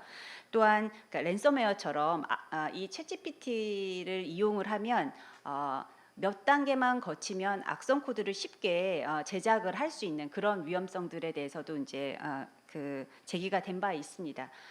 더불어서 결국 이 챗GPT는 AI인데 이 AI 기술을 어떻게 쓰느냐에 따라서 이건 양날이 있는 것입니다. 그러니까 보안적으로 봤을 때는 공격을 할 수 있는 수단이기도 하지만 방어를 할 수 있는 수단이기도 하거든요. 근데 어쨌든 이제 그런 기술을 봤을 때 그러니까 위험성 측면에서는 저희가 이제 프로그램 소스들이 공개됐을 때 어떤 취약점들을 금방 발견을 해서 악용을 할 수 있다던가, 그다음에 이제 마지막으로 개인 정보라던가 또는 기업의 영업 비밀이나 그런 그 민감 데이터들이 유출될 수 있다라는 그런 우려들이 이제 보안적으로는 제한됐었습니다. 근데 저희가 이제 그 사고 조사를 하면서 기업들이랑 커뮤니케이션을 하면서 가장 그 크게 와닿았던 부분은 기업의 기밀 정보가 그 오픈된 그 챗GPT 안에 학습의 데이터로 활용되는 부분들을 가장 크게 우려를 하고 있었었고요. 그랬기 때문에 그런 기업들 같은 경우는 대부분 그 챗GPT를 업무에 사용함에 있어서 보안적으로 지켜야 될 그런 수단들에 대한 그 인식 제고 활동들에 많이 투자를 하는 경향들이 있었습니다. 더불어서 최근에는 이 오픈된 챗GPT보다는 회사 내부의 업무 지원을 위해서 단독으로 구축하는 그런 보안 대책들로 가져가는 그런 기업들도 있었고요. 예, 이 정도 선에서 말씀드릴 수 있을 것 같습니다. 감사합니다. 네, 말씀 감사합니다. 그 저희가 이제 LMM 같은 방식이 이렇게 사용과 관심을 많이 받는 게 그럴싸하고 약간 사람처럼 뭔가를 행해야 하기 때문에 저희가 굉장히 쉽게 빠져들고 의존하게 되는데, 이게 반대로 이렇게 위협도 되면서 또 억제 방식으로도 쓰이고 이 양면에 어떤 가치가 좀 있고 위협이 있다라는 거를 좀 인식할 수 있는 답변이셨던 것 같고요. 다음 질문으로 좀 넘어가도록 하겠습니다. 안보 시대의 사이버 위기와 관련된 건데요. 악성 코드는 전염병 바이러스처럼 빠르게 복제되는 과정에서 변종이 나타나는 특징을 보이는데, 이른바 사이버 팬데믹의 위협에 대해서 대응 방안은 무엇인가요? 라고 좀 질문이 있었습니다. 강병훈 교수님께 부탁드리겠습니다. 예, 사실 그 악성 코드를 때려잡는 일로 시작한 게 제 2010년 정보보 일인데요.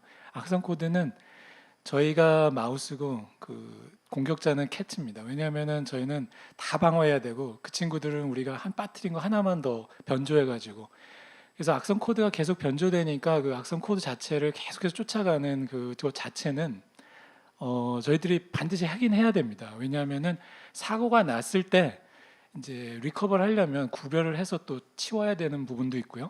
여전히 그거는 기본적으로 해야 되는데, 그게 선제적이거나 아니면은 팬데믹을 막기 위한 방어는 아니에요.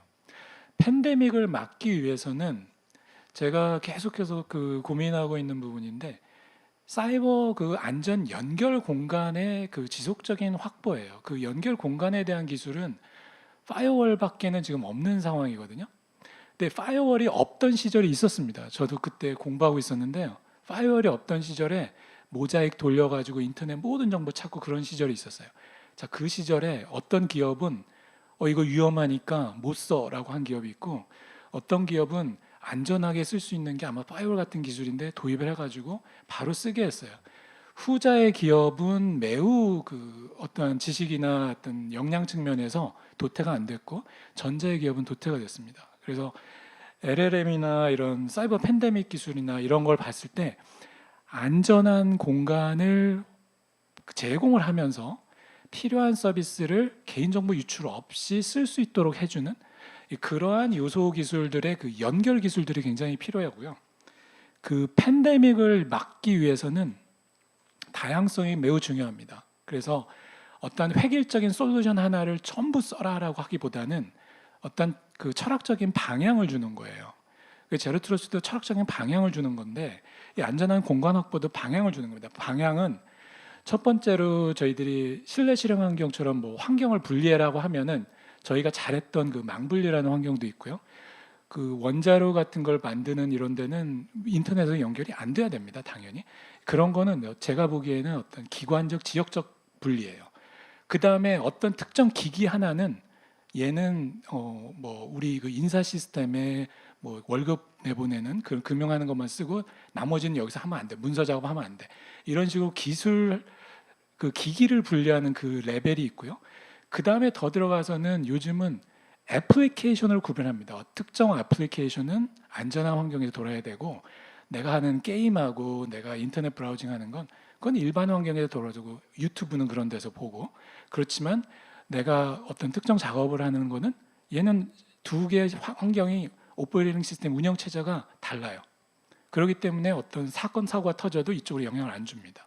안전하게 분리된 그런 레벨의 환경이 있고 제가 그 그래뉴레이트를 말씀드리고 있는데 더 나아가서는 요즘 소프트웨어는 그 third party 라이브러리를 SBAM 같은데 그 소프트웨어 빌 오브 머티리얼 보면은 여기에 뭐가 들어간지 다 나오죠. 이게 물 같은데 이 나오듯이 소프트웨어도 이런 식으로 내가 무슨 라이브러리를 갖다 썼는지 다 공개하라는 거예요. 알고 보면요 엄청나게 많은 라이브러리를 갖다 씁니다. 간단한 그 집빙 기술 하나 위해서 집 라이브러리 통째로 가져와야 되고요. 저희들이 말하고 있는 많은 네트워크 기술들, 흔한 기술들은 전부 오픈 소스나 다른 데서 이 라이브러리 형태로 가져오거든요. 그리고 그게 런타임에 그 형태가 다 구축이 돼요. 자, 그러면 저희가 생각하는 건 그동안에는 이 어플리케이션 하나면 괜찮았다고 생각했는데 더 이상 그 시대가 아닌 거거든요. 그래서 내가 생각하는 안전한 그 구역을 나눌 때 더 마이크로 스케일로 가는 겁니다. 이 하나의 코드 블락으로 아니면은 라이브러리 블락. 최소한 각각의 라이브러리는 다른 그 실행 환경으로 구성을 해서 이 라이브러리에서 무슨 일이 터져도 악성 코드가 터져도 선제적 방어 그 팬데믹이 뭐냐면 네트워크로 연결된 코드에서의 문제가 있으면 네트워크는 늘 우리는 주고받고 연결하거든요.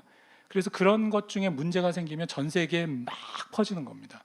근데 그게 문제가 안 되려면은 그게 퍼져도 어떤 시스템은 거기서 컨테인이 되는 거예요. 그 네트워크 모듈에서 끝나요. 그 사람의 나머지 시스템은 뭐 룰루랄라 계속 운영을 합니다.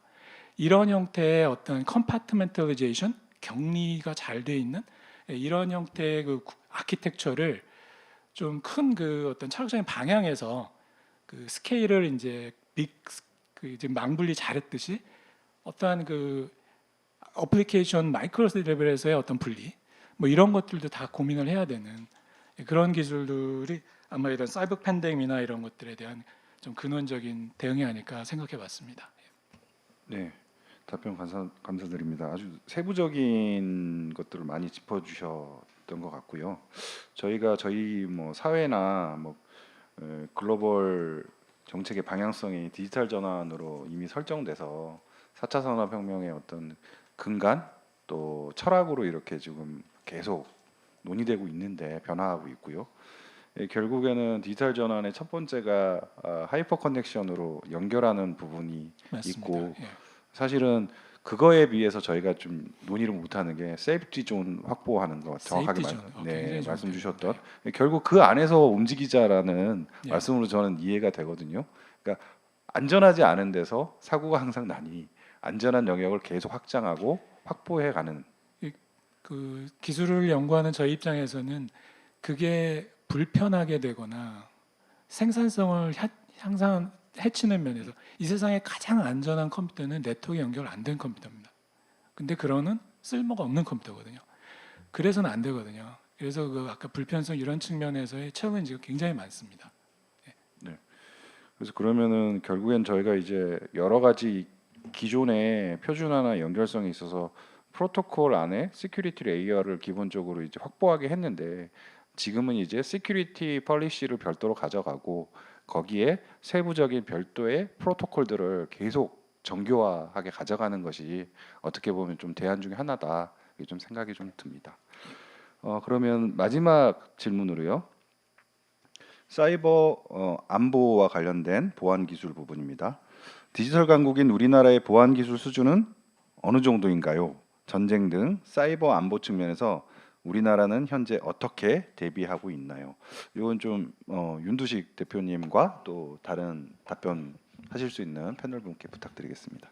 이거는 원래 김정일 실장한테 적합한 질문인데 아무튼 이제 두 가지 정도로 볼 수 있을 것 같아요. 하나는 이제 우리나라 전체의 그 사이버 보안 대응 관리 수준 대한 그걸 말씀을 하나 드릴 수 있고, 또 하나는 기술 격차가 이제 그 사이버 안보와 관련해서 그 디지털 정보 보안의 기술 격차가 어느 정도 나느냐, 이제 이 두 가지 정도로 얘기를 해볼 수 있을 것 같은데요.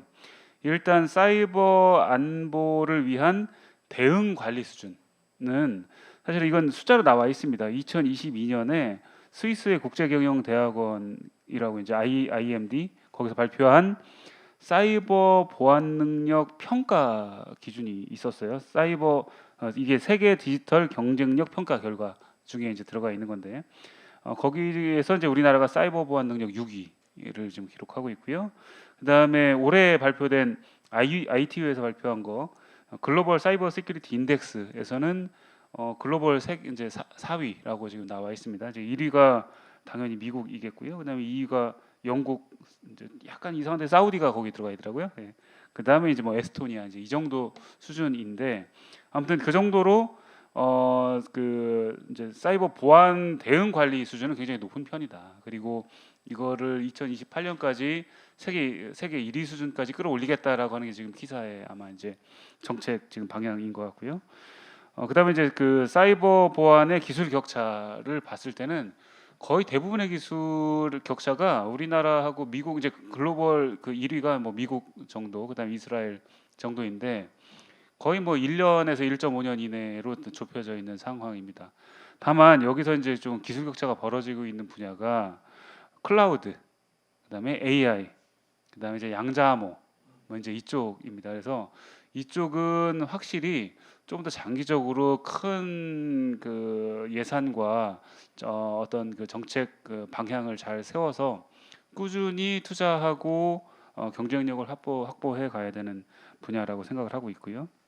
그다음에 이제 북한, 사실 저희 나라는 이제 북한의 이슈가 상당히 크기 때문에 이거는 그러면 우리나라 정부 차원에서 어떻게 대응을 하냐를 사실 좀 살펴볼 필요가 있는데, 대통령실 바로 밑에 이제 국가 안보실이 있죠. 예, 그다음에 이제 그 이쪽 정부 공공을 대상으로 하는 국가정보원 밑에 사이버 안보 센터가 있습니다. 그리고 군에서는 사이버 작전사령부가 있고요. 그다음에 민간은 키사가 있습니다. 이렇게 정부와 민관군, 이렇게 산하까지 다 해서 그 포괄하는 정부 조직이 다 체계가 갖춰져 있고, 이 전체를 중앙에서 모니터링하고 관제하고 어떤 사고가 났을 때 이거를 일사불란하게 이렇게 정보를 공유할 수 있는 그 사이버 안보 협력센터가 따로 제입한 게 있습니다. 이렇게 우리나라는 그래도 꽤 잘 갖춰져 있는 상황이고, 여기에 체계를 그 해외에서 많이 그 이렇게 공부를 하러 오거든요. 그래서 그런 부분에서 봤을 때는 뭐 아직 뭐 부족한 게 없다고 할 수는 없지만 그래도 꽤 잘 갖춰져 있는 체계다, 이렇게 말씀을 드릴 수 있겠습니다. 네, 말씀 감사합니다. 저희가 사실은 안보나 보안이 한 번 터지면 큰 일이 나기 때문에, 어떻게 보면 이제 뭐 저희가 데이터 무결성처럼 보안 기술에 대한 무결성, 그리고 세부적인 구조에 대한 그 검증, 일반적으로 저희가 이제 테스트하면서 확인만 하는 방식이라면, 이 보안 기술에 있어서는 검증하고 그런 것들에 대해서 무결성을 확보하는 노력과 연구들이 좀 필수적이다, 이렇게 좀 이해하겠습니다. 시간 관계상 그 더 질의응답을 답변할 수 없는 점을 양해 부탁드리고요. 오늘 포럼을 통해서 토론된 주제와 정책 수요, 또 대안으로 말씀 주셨던 내용들은 저희가 정부 관련 분야의 연구개발 정책이나 투자 전략에 반영될 수 있도록 준비해서 제언토록 하겠습니다. 오늘 포럼에 귀한 발제와 질의응답을 해주신 김정희 실장님, 윤두식 대표님, 그리고 강병훈 교수님 감사드리고요. 손병호 부원장님, 그리고 정병성 원장님께 감사 말씀드립니다. 현장 및 온라인에서 참여해 주신 분들과 오늘 포럼을 준비해 주신 실무자분들께 감사를 드립니다. 마지막으로 공지 말씀 드리겠습니다.